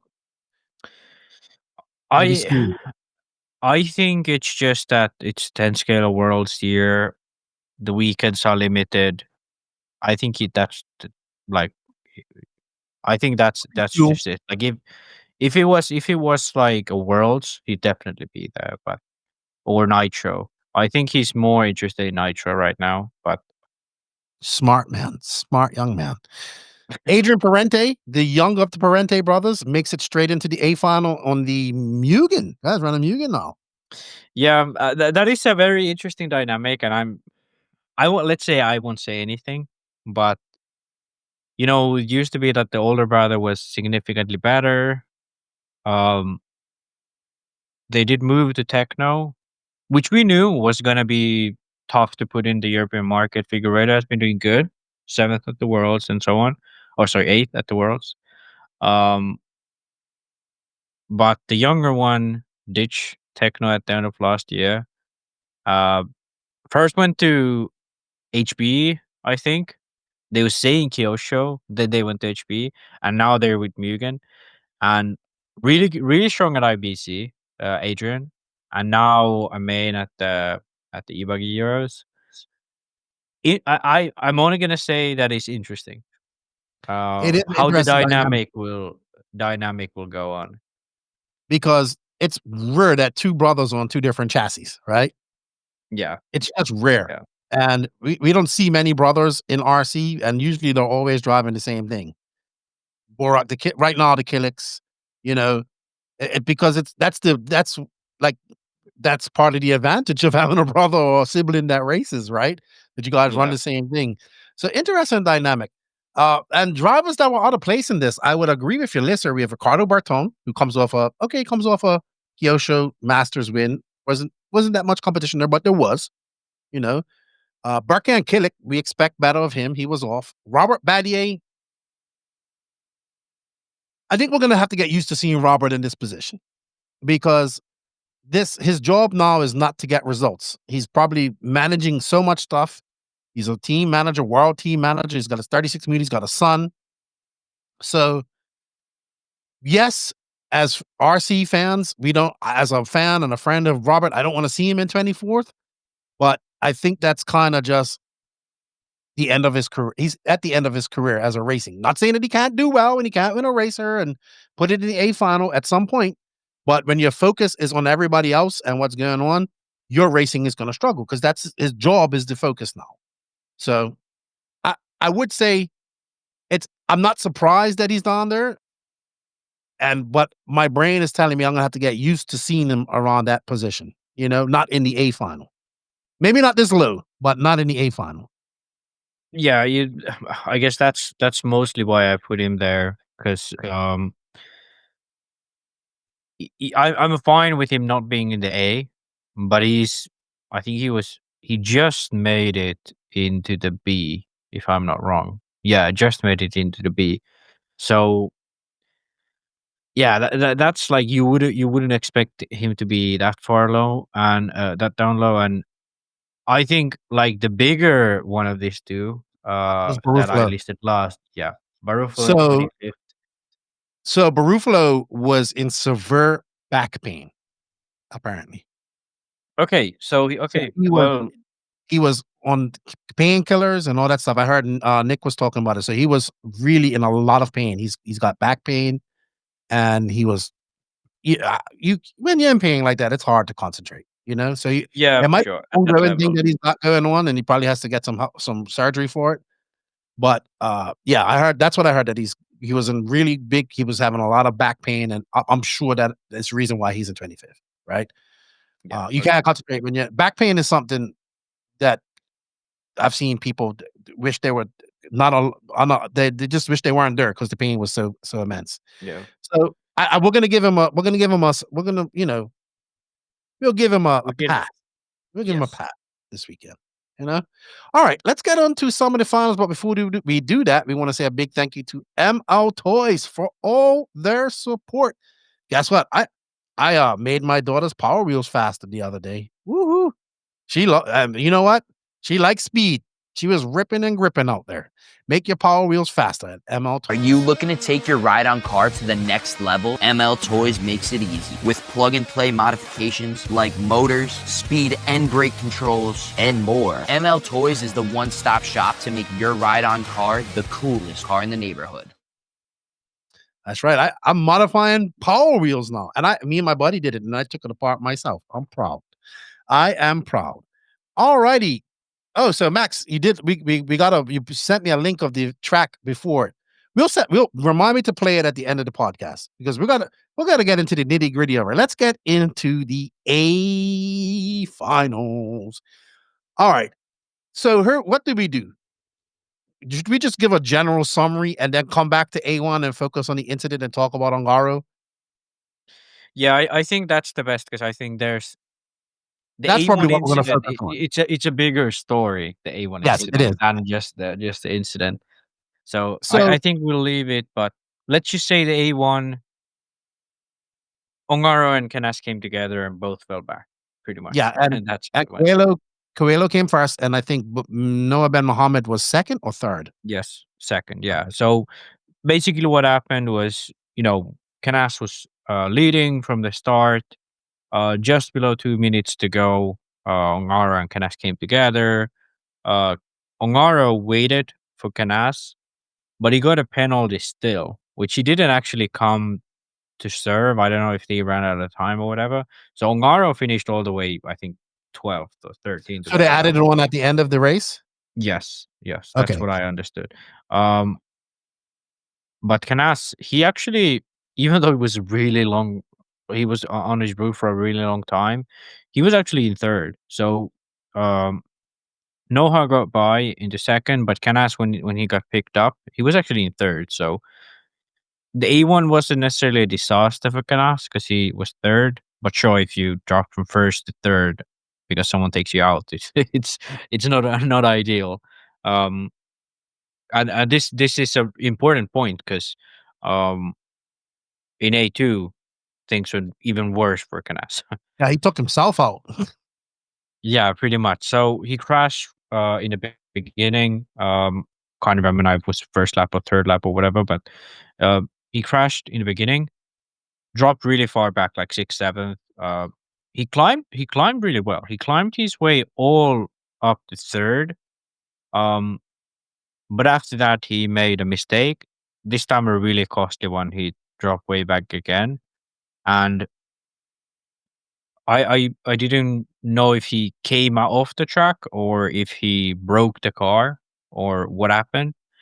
But I know for a fact that in A2, um, he came off the stand, 2 minutes before the end, and from what I heard, he just straight up smashed his headset at the bottom of the driver's stand.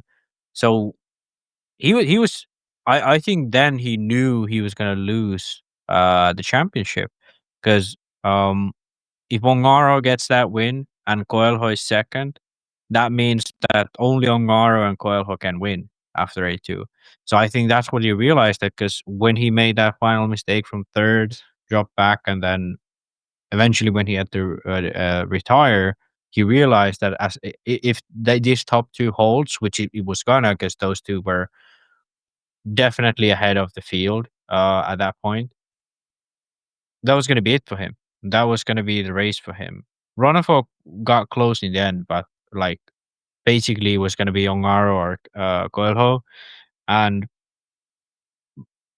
both of them had a decent result below the belt.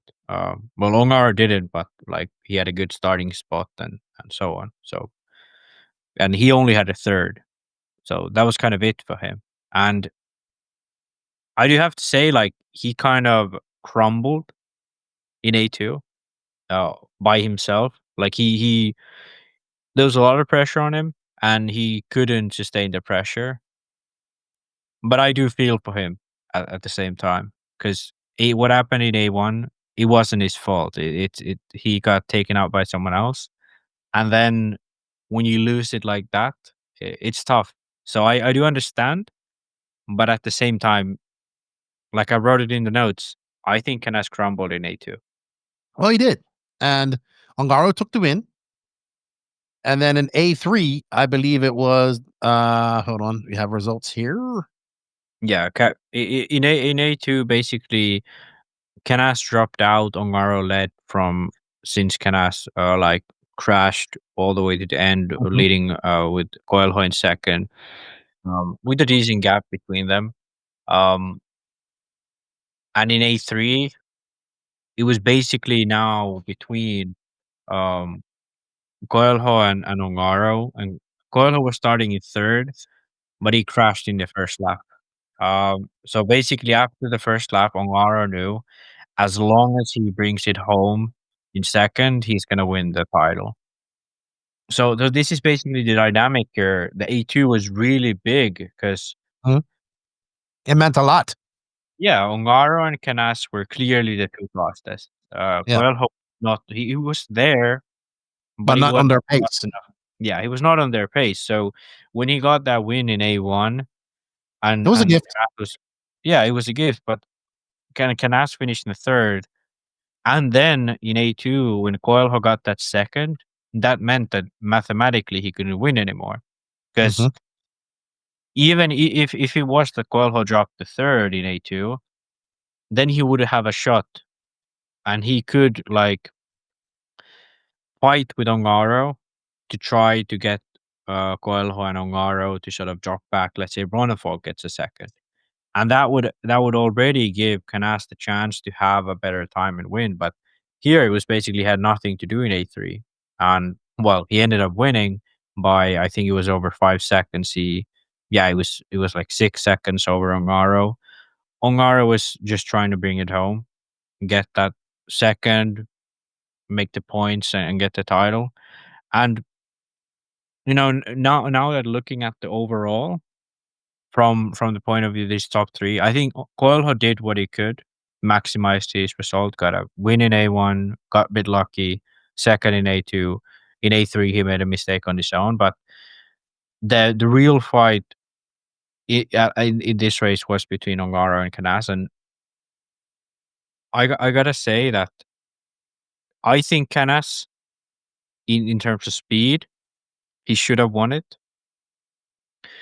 But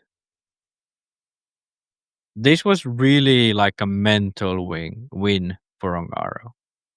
Like he did what he had to do to win the title, which is he didn't take any extra risks for himself.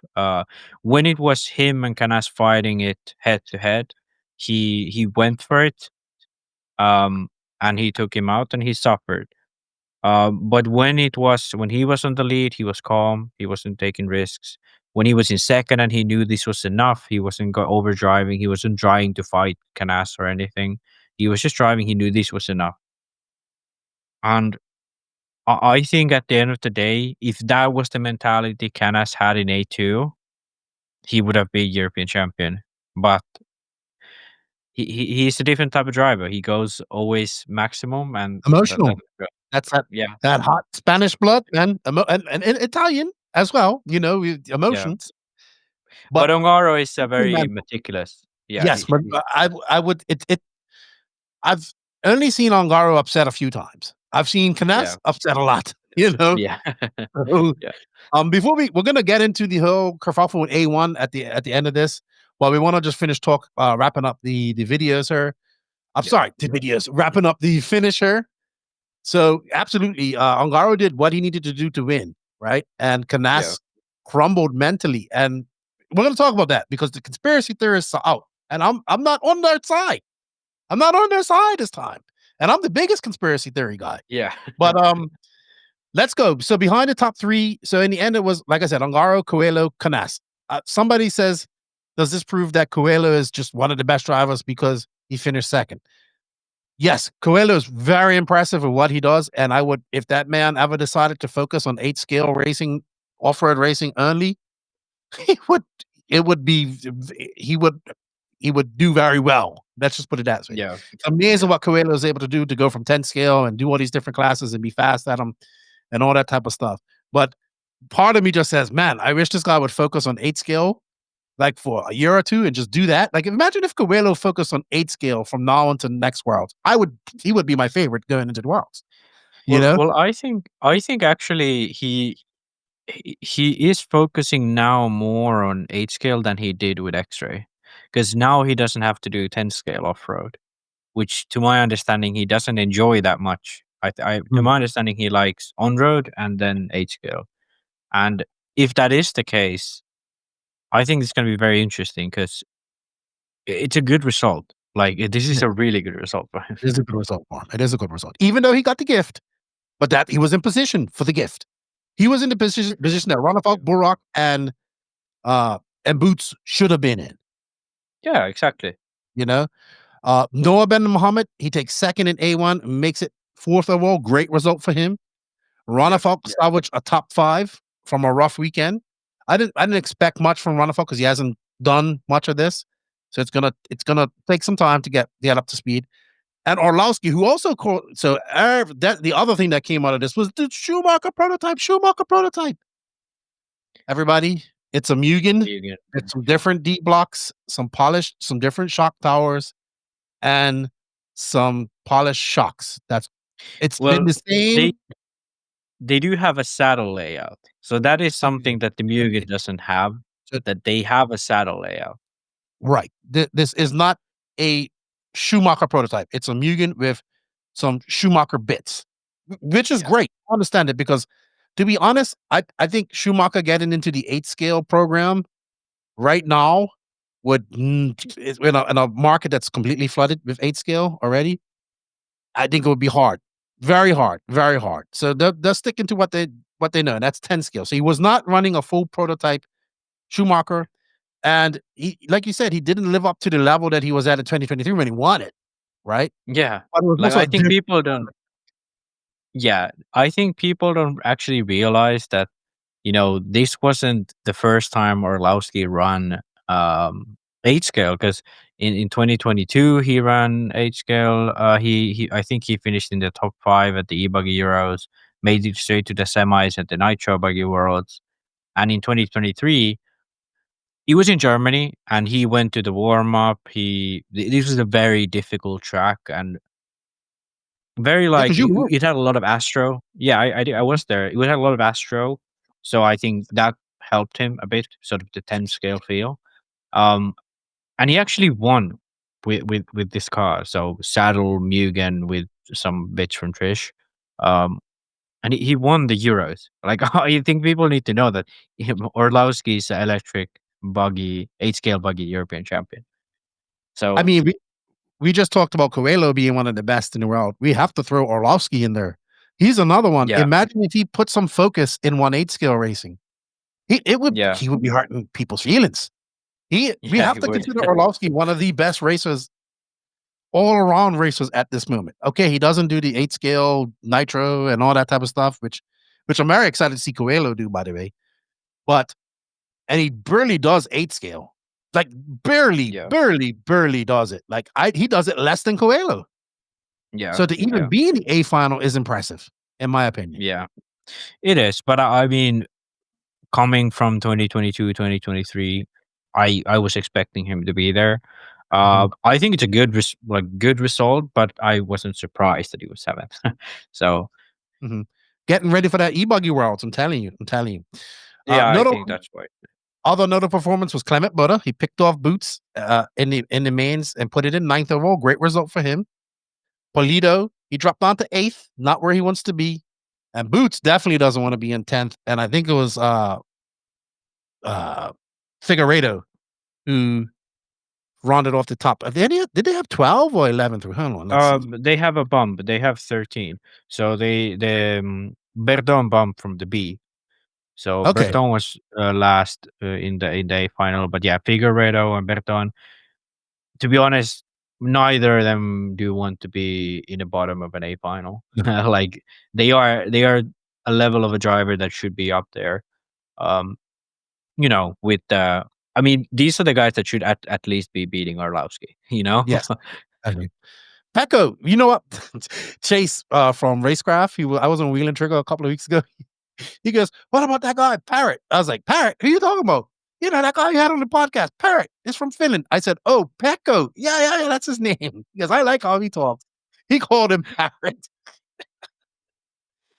Pecco seems to have the curse that JQ had. Like his bags don't show up. His bags showed up like first day of qualifying. Yeah, but this is because in Finland the only aviation company, so Finnair, they have like a worker strike that's been going on for like the whole year, and they just for some reason they don't want to make a deal with the workers, so they have these strikes. So this happened also for there's this one really fast pan car racer, so 12 scale racer in Finland, Lempiäinen, Joona Lempiäinen, Finnish national champion and so on. And he was going to the Pancar Euros, but just all the flights were cancelled from Finland to Belgium where they held it.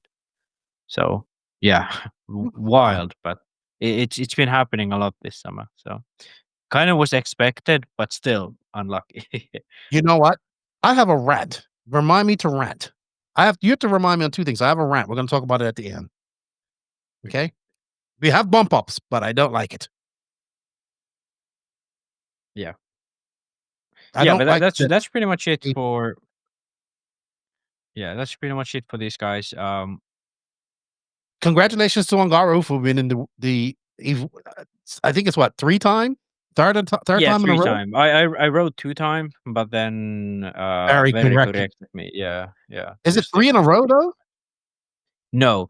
So the first one was in 2019 in Barcelona, I think. Okay.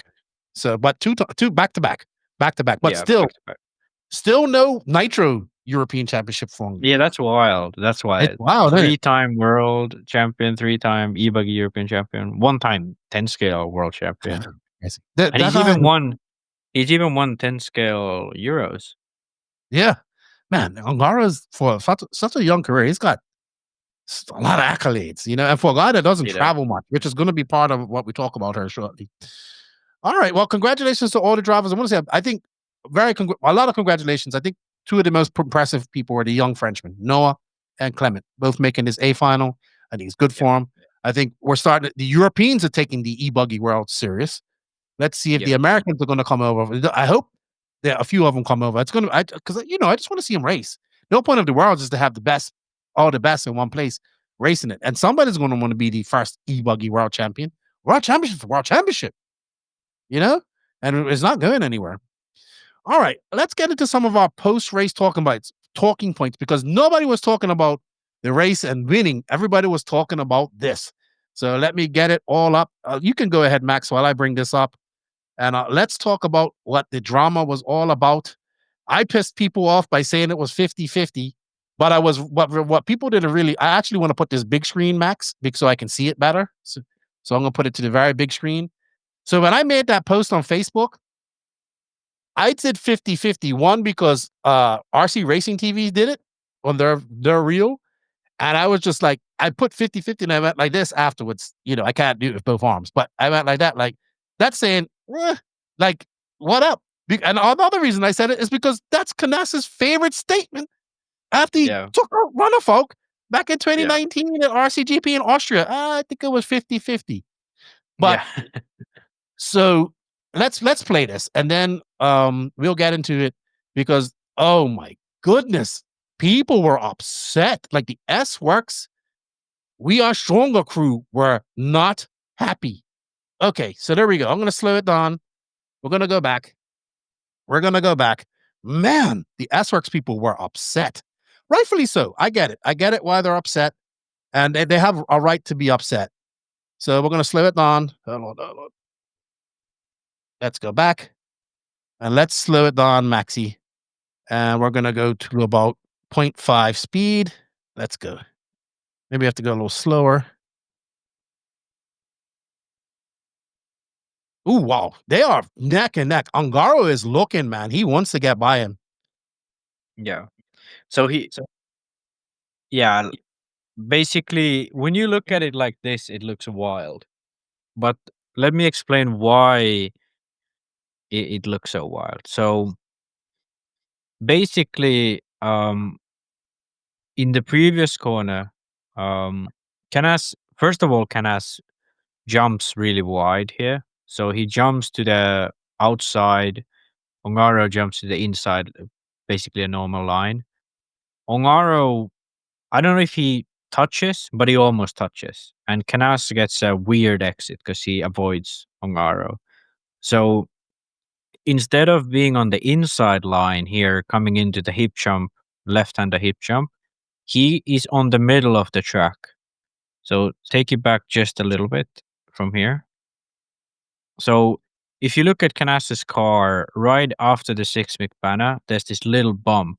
That's where Ongaro's car is right now.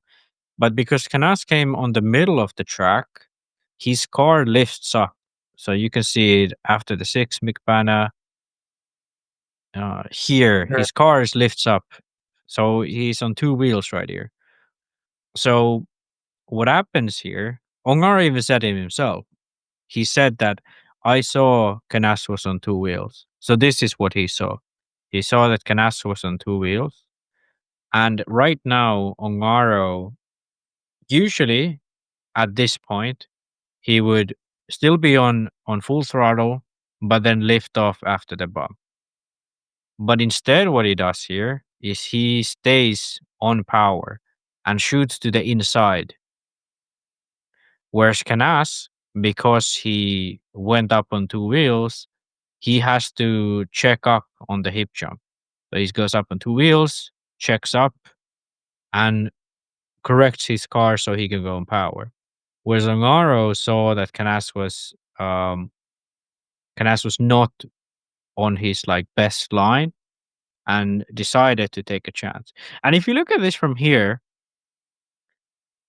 if Canas was a car length further back, Ongaro would have made a clean pass, which would have been incredible. Canas would have made a mistake, Ongaro would have been a clean pass. But the reality is Canas was not a car length behind here. He was exactly here. And this is basically what happened. Canas went over that bump, had to check up. Ongaro saw that Canas went over that bump, and he knew that there was some kind of chance. And he took a huge risk going faster than usually into this corner, shooting up to the inside.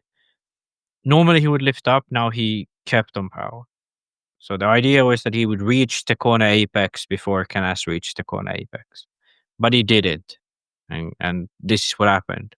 Ongaro went over Canas. And I think in the final moment here, when he approaches the hip jump, when the car lifts off the ground, he realizes that, oh shit, that he's not actually in the apex before Canas. And he turns like way more than he should to try to, avoid Canas. But obviously, if you're coming in full tilt, there's nothing you can do. So that's why he actually goes into Canas with his rear. Like if you play from now, you can see that the rear end of Ongaro's car steps out. And the reason why that happens is because Ongaro overcorrects because he realizes that he's in the corner later on than he thought it would be. So in reality, it's quite a simple thing. Ongaro saw a gap, but it was way too far. Canas made a small mistake, yes, but Ongaro came from way further behind. And I think the only way to classify this is to say that, Ongaro took a bit of a long shot, definitely a long shot, and just straight up rammed Canas. If you see that any other way, you should get your eyes checked. That's Well, my I take. would agree that he took him out. He did take him out. Yeah. But he has to shoot for that, right? I see what he saw. I Yeah. see what he saw. Because that's the first time I'm actually seeing it on a big screen, right? And Yeah. was able to slow it down and see. I see what he was trying to do. You see Canas getting squarely, and he shot for it. Then he releases he gets half in. It's like, oh shit, like he's coming Yeah. back. And Canas was like, oh shit, too, and I gotta fend this off, right? So now it comes. We are convinced that you and I both agree that this was a takeout by Ongaro, right? We agree with that. Yeah. Okay. Now, what I don't agree with, but I can see why people think this, is the conspiracy about he did this on purpose in order to take Canas off his game. Nobody will ever know if that is true besides Ongaro and his father, right? I'm sure. If that's true. I talked to some guys and they said they talked to Canas and Ongaro, and he said he didn't do it on purpose. And a lot of people are like, well, what was you thinking? I see what he was thinking. Because it looks worse than it is. It definitely looks worse than it is. But what it did was it shook up Canas enough, right? And he got that second. And I know people can disagree with me because one of my friends, he messaged me. We had a conversation about this, and I can see his point. I can see why people thought this was on purpose, right? And we'll never know if it was on purpose or not. He did get penalized. He did wait. But by that time, the damage is done, right? Coelho is going by. Noha and Mohammed's going by. And then Canas has to get back into it. Canas did get squarely. He did get out of control. He did get off his line. And then when he realized he had to get back on there, like you said, had Canas been a car length behind, Ongaro that would have been one of the best passes ever, right? Yeah. And I think if you look at it, if you go back on that lap, you can see where Ongaro is really pressuring Canas into making that mistake. Yeah. Right? Into making that mistake. And he did, but he took him out. Do I think it was nefariously and on purpose? I love me a good conspiracy theory, but I don't think so. I think he just shot for the gap like any other racer would do. Right? Yeah. And when he got in the middle of the corner, he realized that, oh shit, it ain't there. Yeah, I think I definitely agree that was basically what happened. And the reason, because I watched after the incident, I watched the first main again and how they both went to that corner.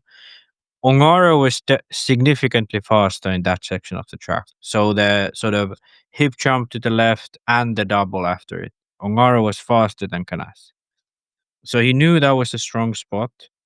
And then you look at the lap before that, Ongaro is closing in on each corner, trying to put pressure, trying to throw Canas off this game. So Ongaro was attacking. He knew there was under 2 minutes to go. And when he saw Canas finally make a mistake after pressuring him and getting really close, like you saw in that corner before, he thought that now the gap opened up and this is my section of the track.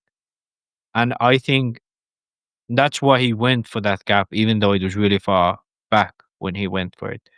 But that all being said, if it was on purpose, he wouldn't do it on that high speed section of the track. Why would you do it? Because when it's high speed, there's like a 99% chance you both are going to crash. So if you wanted to throw your competitor off the game, you would do it at a slow speed corner. You would do it at a really slow speed corner where the marshal is close by. So, for example, that corner before that, he would have hit him. Because then it would be the marshal is close by. If you crash, you could still be in front of Coelho. And there's a lot of pressure on Canas now. Because if he crashes on his own, he's going to drop to third or fourth. But instead, this is a high-speed corner. It's a high chance you break your car, he breaks his car. It looks worse like it did now. So if he did this on purpose, he's like ridiculously dumb, which we all know Ongaro isn't. So I think it was he tried to pressure on Canas. He saw that Canas finally made a mistake and he shot for it. But here comes the critique now to Ongaro. That wasn't a realistic gap at any point. You sure it opened up, but if it actually was a full-on mistake from Canas, he didn't have to shoot in that hard. So if Canas was going to make a mistake, Ongaro could have ran the corner normally, which he didn't do. Then, if you're gonna do a risky overtake like that, you have to be sure that you are not losing places. Because even Ongaro, imagine if he had a breakage in A2 or in A3, if he ran out of battery or his speedo broke or whatever, something could break. Now you're basically out of top 5. Ongaro would have dropped to 6th or something. So it's a very inconsiderate move, in all ways. And for make an inconsiderate move deliberately, no way.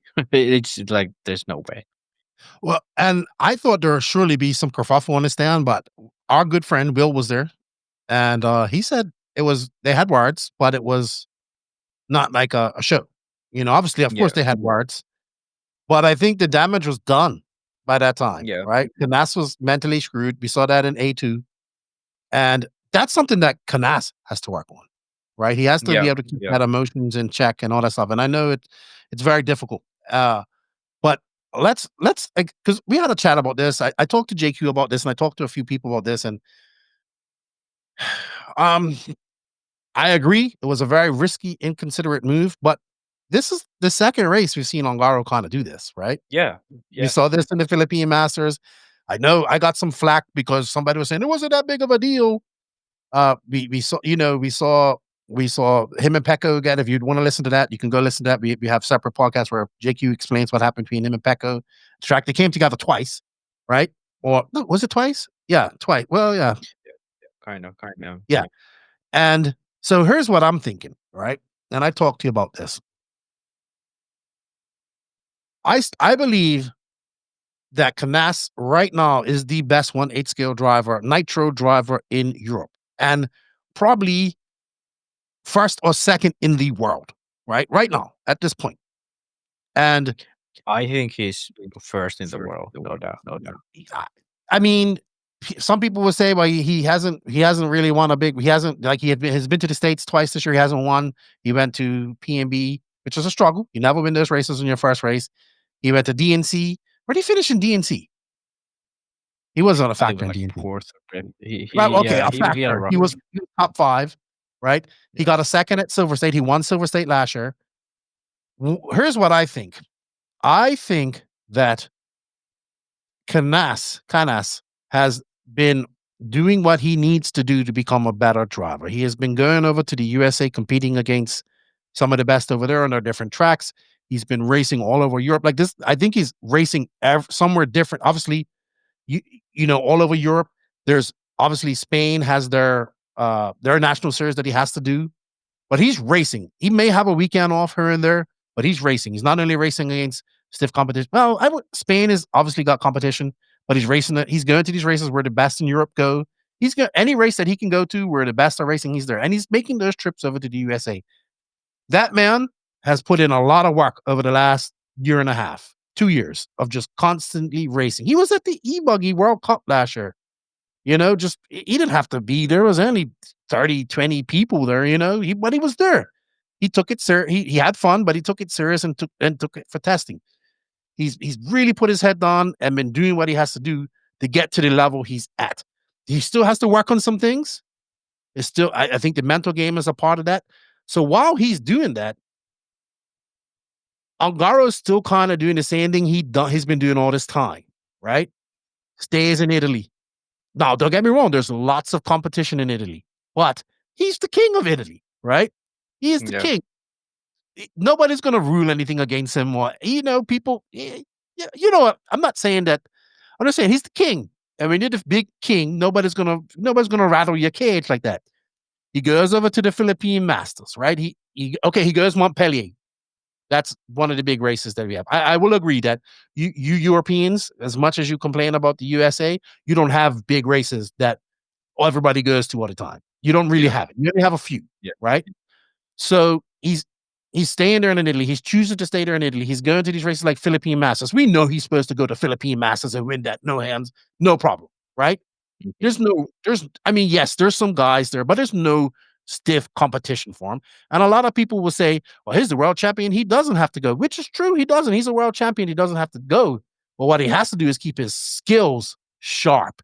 And the best way to keep your skills sharp is to race against other people that are just as sharp. And that's what Canas has been doing.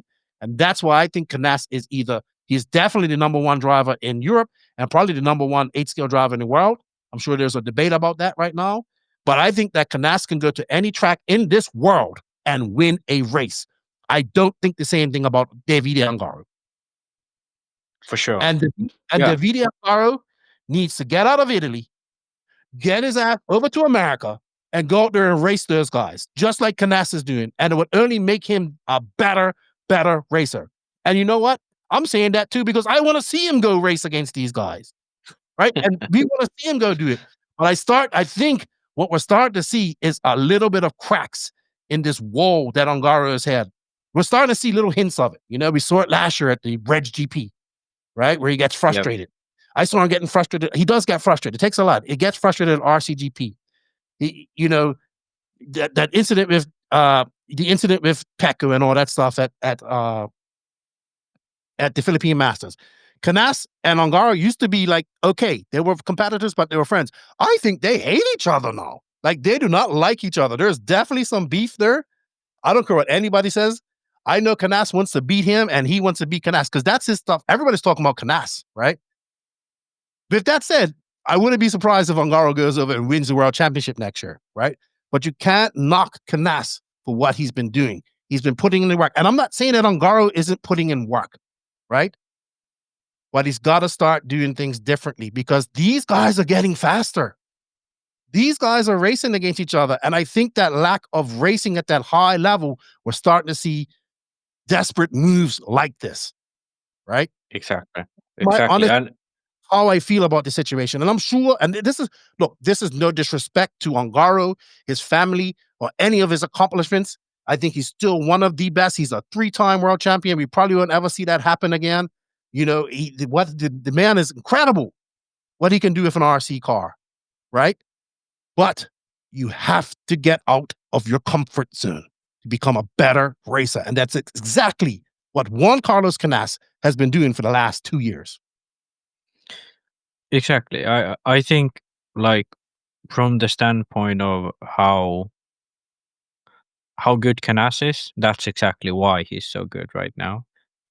And also from the standpoint of why Ongaro seems to be having these moments where he collides with these guys and gets more frustrated. And it, it's the first time in a long time where when he's at his best, he has competition. Because in 2018, in 2019 even, 2022 at the Worlds, he kind of never had competition. And if he had competition, he was like struggling. But now he's with like Matrix tires are working again. He's all his package is good. He has the best equipment he can have for himself. But he's having difficulties being in the front and leading and dominating like he's used to. And I think he has this I think when you win that much, you develop this idea that I should be winning. So then your brain is kind of wired in a way like if I'm not winning, I deserve the win, you know? And this is, if you want to study, this is a scientific phenomenon that if let's say you're rich, you think you deserve to be rich. And if you win a lot, you deserve to win. So I think like that's where he's at right now. And when he's not actually winning that much, like he won this race. But when he's not like consistently TQing rounds and leading and dominating, when you see a gap like that, you're just like, okay, now is my chance to take it. And he takes it. And then like there is a world where Canas wins A1, blows out in A2, and wins A3 and wins the championship. So like in theory, this risk that Ongaro take could be the reason why he's European champion right now. So like in a weird twisted way, that thought of like okay, I should win and I deserve the win and I'm taking extra risks to win it actually works, and like, you could pull the whole analogy to real life and so on, that when you think you should win, you take more risks and you win. And I think that's the thing between Canas and Ongaro, that Canas, I think he still kind of has something to prove to Ongaro. And I think that's why he crumbles. And I think that's why Ongaro doesn't. But then again, in reality, if we look at this, this is like weakness from Ongaro, but it comes at a bit of a latency, like when it's like he starts to struggle and doesn't win. Now he's already, in a sense, struggling because he cannot really fight with Canas on pure pace a lot of these times. But I think this dynamic is amazing. You remember last time at IBC when these two battled it out? When Oh, he was yes. actually there. Yeah. Oh, yes. Epic race. You should go watch it. That I would look, these two have been battling each other for about 4 years, right? And Ongaro got him. But there's been times where Canas pips him. Now, when we go into this, when I see Canas and Ongaro going up against each other, I'm picking Canas, right? Look, let me tell you something. We're gonna. Okay, I don't want to ramble on too much because I want to wrap this up, right? I swear. Now I'm gonna go on my conspiracy theory thing. By the way, I believe in Bigfoot. I swear the move by Matrix at the Worlds last year shook Canas and did exactly that. Mentally fucked him because when Canas took off for that start of that hour main, you could see he was nervous. That was the only time I saw Canas nervous the entire weekend. That man dominated the Worlds up to that point. As soon as that race started, I knew Canas was not going to win. I knew it. When he made that mistake, because I was watching it the other day, when he made that mistake, I knew it was over. I think they rattled him. They rattled him. Now, people would say, well, you should believe that he rattled him in this sense. I don't think that Ongaro did this on purpose. If he did, only he knows that, right? But what happened, that move, that shooting for the gap, that won him a European championship. That won it for him, right? So I can see why the conspiracy theorists think he didn't. But at the end of the day, I still think Canas is the better racer at this moment. And it's going to be interesting because they're going to race each other again here very shortly in Barcelos, where we saw him have an epic battle 2 years ago. But I personally feel, and we've said this constantly over and over again, that Ongaro, he's got to, I think he's just got to get out of Italy, man. He's got to get out of there. He's got to get out. He's got to go racing against these stiffer competition. And he's got to come over to America. I don't know if he doesn't like to just come over there. I don't know if it's Matrix doesn't have tires for America. Surely for the outdoor races they can do. I mean, well, it's been what, 3 years since Ronald went over there, and ran on there. Was it? It's been 3 years or 2 years? 2 years, 3 years. Yeah. But he's gonna have to go to America. He's got to go next year, right? But it's you gotta, and you sharpen steel by steel. You go over there, you race. Like Canas is going over there, like he's taking his lumps. He's won races, but it doesn't deter him. He keeps coming back. But on the second thought, Canas needs to work on the emotional side of his racing, because he can't allow these type of things to frustrate him to the point where he does what he did in A2, right? Because that's what happened. What happened in A1 carried over to A2, and in the end, that's what happened, really. So that move, like you are correct, that one move determined the whole outcome of this race, and I can see why people think it's on purpose. But both of these drivers have to work on certain things, right? They're both at this. I think they're both equally as skilled as each other. Ongaro might have that all-out, flat-out pace compared to. No, I don't know, man. It's hard to say. But Canas has been sharpening his blade for the last 2 years and doing what he needs to do. He has a point to prove. And I think it's a psychological thing with Ongaro. Like, I don't need to leave Italy. I can do what I've been doing all this time. Well, you know what? He's still young. Ongaro's like 23, 24. At some point, he's going to have to start traveling more, right? He's going to have to start traveling. He's going to have to start coming over. And when that happens, it has to happen sooner than later. He can't wait until he has to do it, right? You know what I mean? I think so too. Yeah. Yeah, he has to do it before. He has to do it. He has to start doing it now, right? Yeah. Because I think we're starting to see chinks in the armor. Yes, people will say, well, he's a world champion. Yes, he is. He is. He's a 3-time world champion in 8 scale. But let's be honest. The fastest man at that race the entire week last year was Canas, right? Yeah. Now, for everybody that's complaining and saying all this type of stuff, look, I get it why the Canas fans are upset. I get it. I understand. But I mean, what else? He got penalized. He waited. It ain't much else he can do at that situation. Even though Ongaro finishes last in that race, he wins. He wins, like at A1. He knows. All right, so Coelho gets a win. Like, Coelho messed it up for everybody. Yeah. So I know people aren't going to agree with what we're saying here. I know there's people that's going to say that it was on purpose. But when you slow it down, you look at it, you see him. I saw what he saw, but it weren't. And I saw what he was going for, but he has to be in a position where he isn't waiting for that gap, right? Yeah. We're just starting to see these little cracks. And I'm not saying that he's, you get what I'm saying when I said he has to start going to these races and sharpening before he has to do it, right? Yeah. It's like you know what I mean? Like somebody that stays around, and that's my personal feelings on it. A part of that is that I want to see Ongaro come and race in America, and I've been saying that for many years.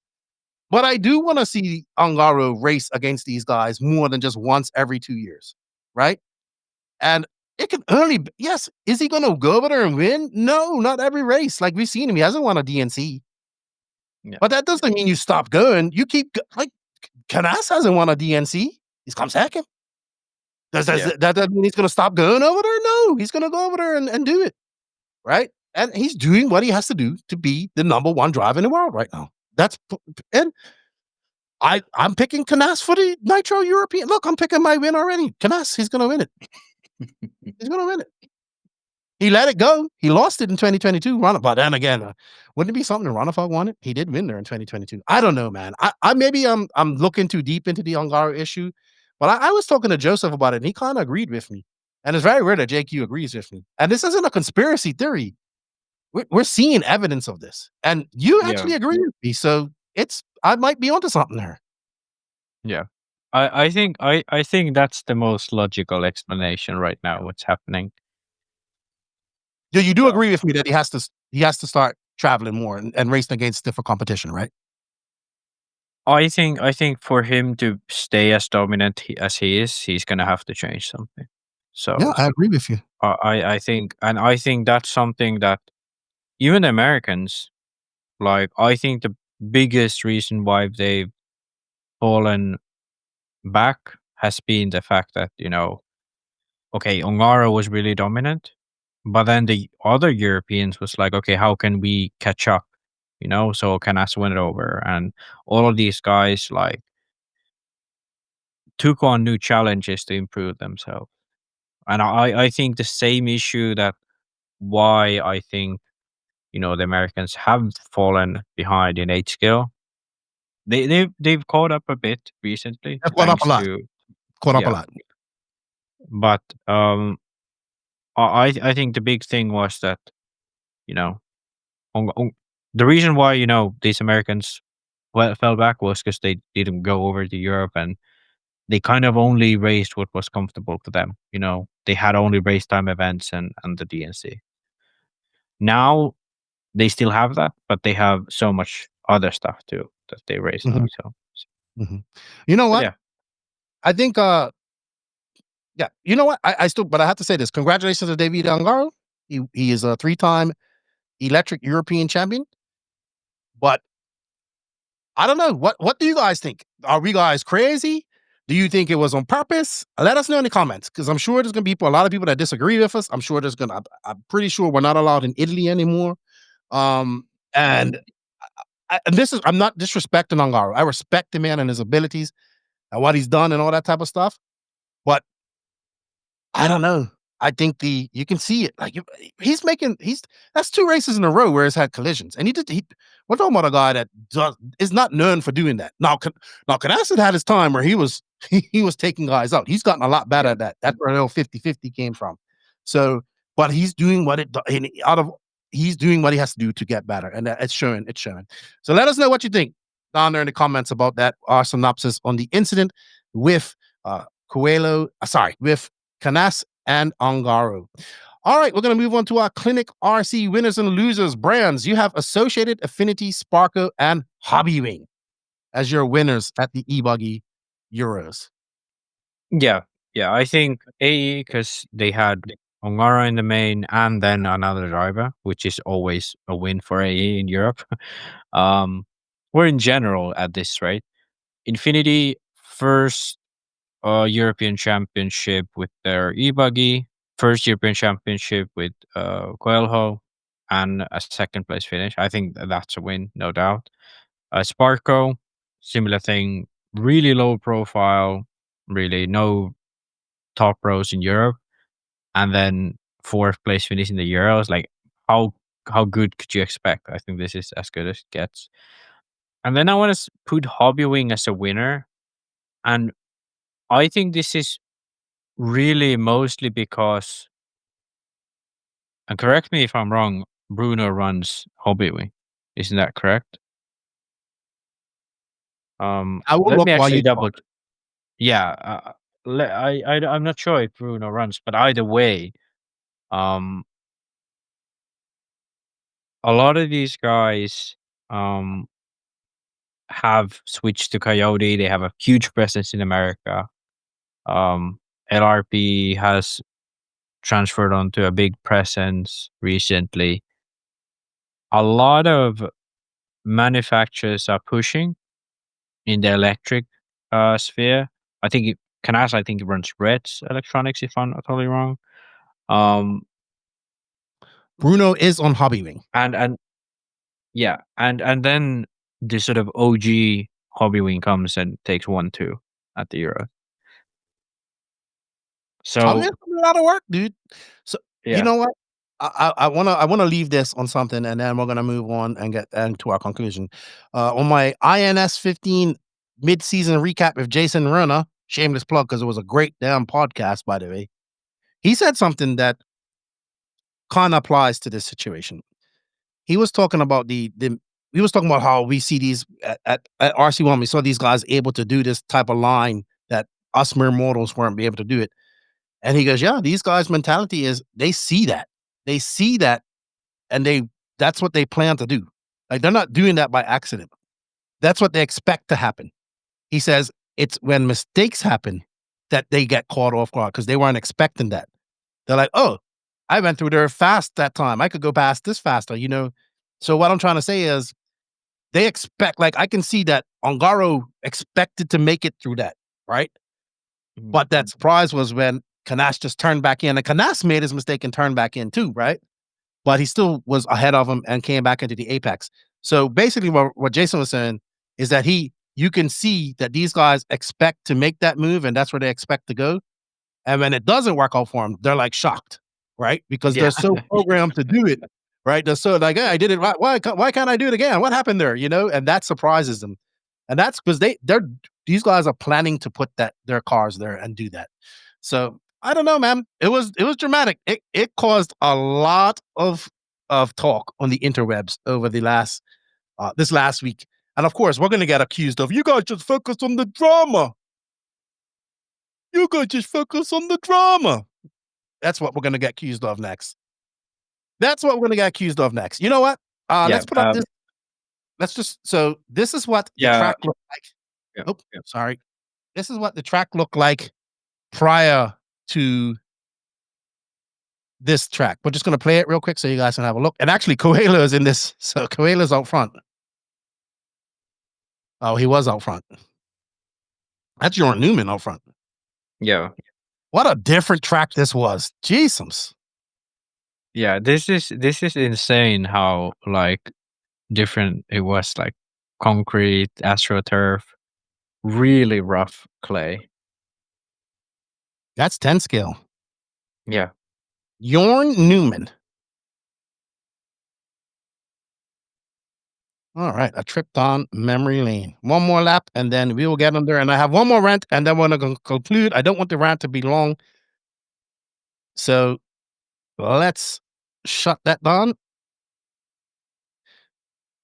All right, Max. You know what? A big shout out to Techno RC for all their continued support. Thank you, Techno, for all your support. Good luck to all the Techno drivers at the upcoming Raw Nationals. Ooh, we should do Raw Nats pick. That we're going to do. We're going to do a rant and Raw Nats picks after this. Big shout out to Techno RC. Techno RC. Techno RC is a championship-winning manufacturer of high-performance A-scale, 10-scale, nitro, and electric RC buggies and trucks. With a worldwide dealer network, USA and Europe-based headquarters, comprehensive warranty program, and global race support, Techno RC is excellence in RC.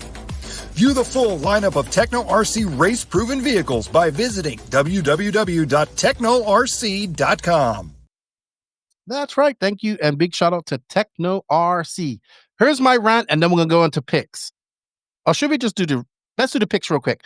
Who are you picking for Nitro Buggy at the Raw Nationals next week, Max? It's gonna be a Thornhill. Fen want won the the Lone warm-up Star. race. Yeah. Yeah, because it's Thornhill, it's gotta be Fend. Like, I don't see Mayfield. I'm gonna go with a little bit of wild one. Oh wait, it could be Fuller, to be honest. But he struggled at the warm-up a lot. But he was there on his own too, by the way. Yeah. Let's say Fend, Fuller, Van Dalen. Let's go with that one. Ooh. Mayfield out of the top 3 on this one. It's a bit of a risk not picking Mayfield, but Who am I going to pick this week? You know what? I'm going out on a limb this weekend. You going on a limb? Oh yeah, next weekend. Brandon Rose, Fuller, Fend. Wow, you're going for the home hero?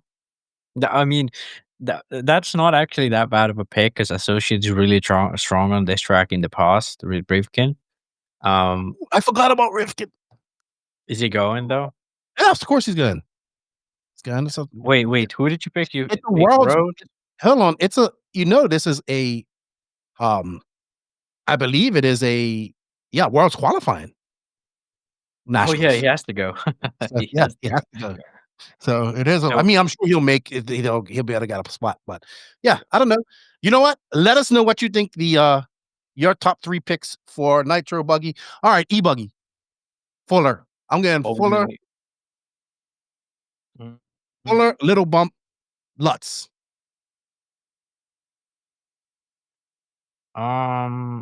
Yeah, Fuller is so good in EBuggy recently. I'm gonna go with Fuller. Yeah, Ripkin's like Associate is really good in EBuggy, but then Ripkin's not that good in EBuggy, so I'm not gonna pick him. I'm just gonna go Fuller,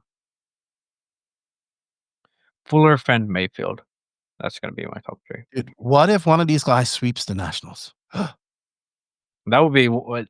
But the thing is, now that it's 4 classes, it's almost. I know that. impossible. Wouldn't that be impressive? Yeah. That would be uber impressive. We know one person that swept all 4 classes here recently. All right. My rant for today is, and it's going to be quite quick. I love that we have the bump ups in the EBuggy in the 8 scale EBuggies, but can we get rid of the fucking triple mains for everybody, please? I think it's stupid. You think it's stupid? N scale, I think it's stupid in 8 scale. You know who gets triple A mains? You know who gets triple mains? The people that make it to the fucking A main. Not everybody gets triple A mains. Not everybody gets triple mains. I think it's stupid. I kind of disagree, dude. I kind of disagree. That's good. You can disagree with it. I get it. People want to get as much runtime as possible, but it takes away the whole bump game. It takes the logical. You can only bump up to the B. No, did they have an LCQ? How did it work?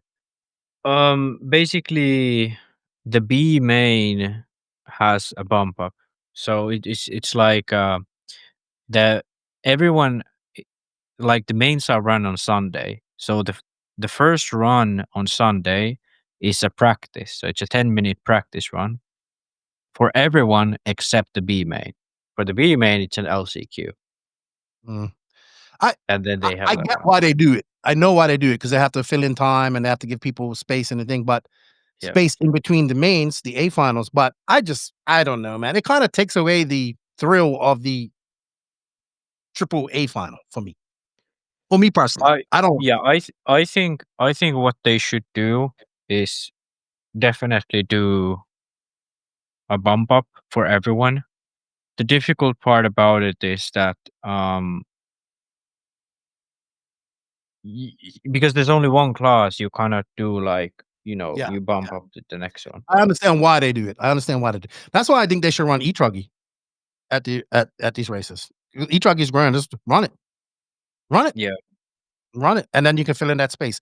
I understand why they do it. I'm just not a fan of it. I'm glad we have bump ups, though. I am glad we have bump ups, but I'm just not a fan of. I've never been a fan of the triple mains for everybody, because I think the triple main should be just for the A final, in my opinion. Yeah, I think when it's 10-minute mains, I can justify just one. But for 10 scale, when it's just 1 5-minute main and you've been there qualifying for 3 days, it's a little bit silly. But sure, if it's not for bump ups, then it doesn't make any sense either way. But yeah. No, I don't mind the triple A finals in EBuggy, but I just don't think B main needs it, C main needs it, D main needs it. But I also understand that the people that are in that class, they want to get to run time and they want to race as well. Yeah. I get that. I understand. That's the reason why they do it. But I do think like we need to incorporate bump ups to EBuggy. I agree. Right now, it doesn't make sense. I love because that makes every race special, right? There's something special at every race. There's a prize at every race. There's that bump to that next race, right? And that's what I like about it. And that's one of my biggest pet peeves with 10 scale. So, but I understand why they do it, but I don't like it. And I'm not saying it's anything bad against people that want to get their run time and all that type of stuff. And I understand that they have to fill in the time gap so people can do the A mains. But that's why I think it would be perfect to run second class at this race. And you can do it because it's not that many entries, and it's just a pet peeve of mine. But nothing special. It just was a rant because I like the bumps. Max, you know what? Let us know in the comments what you think. Should everybody have triple finals? Should it be like Nitro where you bump up main to main to main? And let us know in the comments. And also, you know what, guys? We're almost at 7,000 subs. The goal is, we're almost there. The goal is 10,000. I don't know if we're going to get there this year, but I see a lot of you guys aren't really subs to this channel. All you have to do is hit that like button, hit that sub button, hit that notification button. It helps this channel out. It's absolutely free. It doesn't cost you anything. Don't forget to do that. Max, I know it's late there in Finland. I know your girlfriend's waiting for you. Thank you for your time, Max. Have a great weekend. Try not to disrupt the world too much. Try not to, lay down in front of bulldozers. I don't know, throwing eggs at people. You want to throw eggs at people. I don't know, throwing paint on fur coats, which I'm okay with. I don't think people should have that anyway. And all that type of stuff. You have a good weekend of activism. That's what you call it. It's a Finnish nationals. Oh, so that's good. So RC, good. RC is definitely coming back. Well, good to have you back in RC, Maxi. Good to have you back in RC. Good luck at the Finnish Nationals. So good luck. Have fun. Is JQ racing? Pekko is no. JQ is not racing, but Pekko is. So he's going to be my toughest competitor. At least hopefully. Hopefully I won't be like too bad for him. There might be somebody else there that's good now, Maxi. Might be somebody else that's good here. Somebody else. Yeah, anyway, there's a few decent guys. All right. Well, you know what? And also, I'm looking for my next topic for the Lefty Simple Thoughts. I have one, and I'm going to work on it.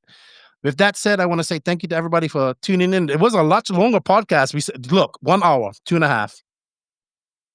Yeah, I think this is the magic spot. Yeah. I mean, I don't know. If we say we do a 50-minute podcast, it's going to be 1 hour, maybe. I think so. We're going to strive for 15 minutes next time.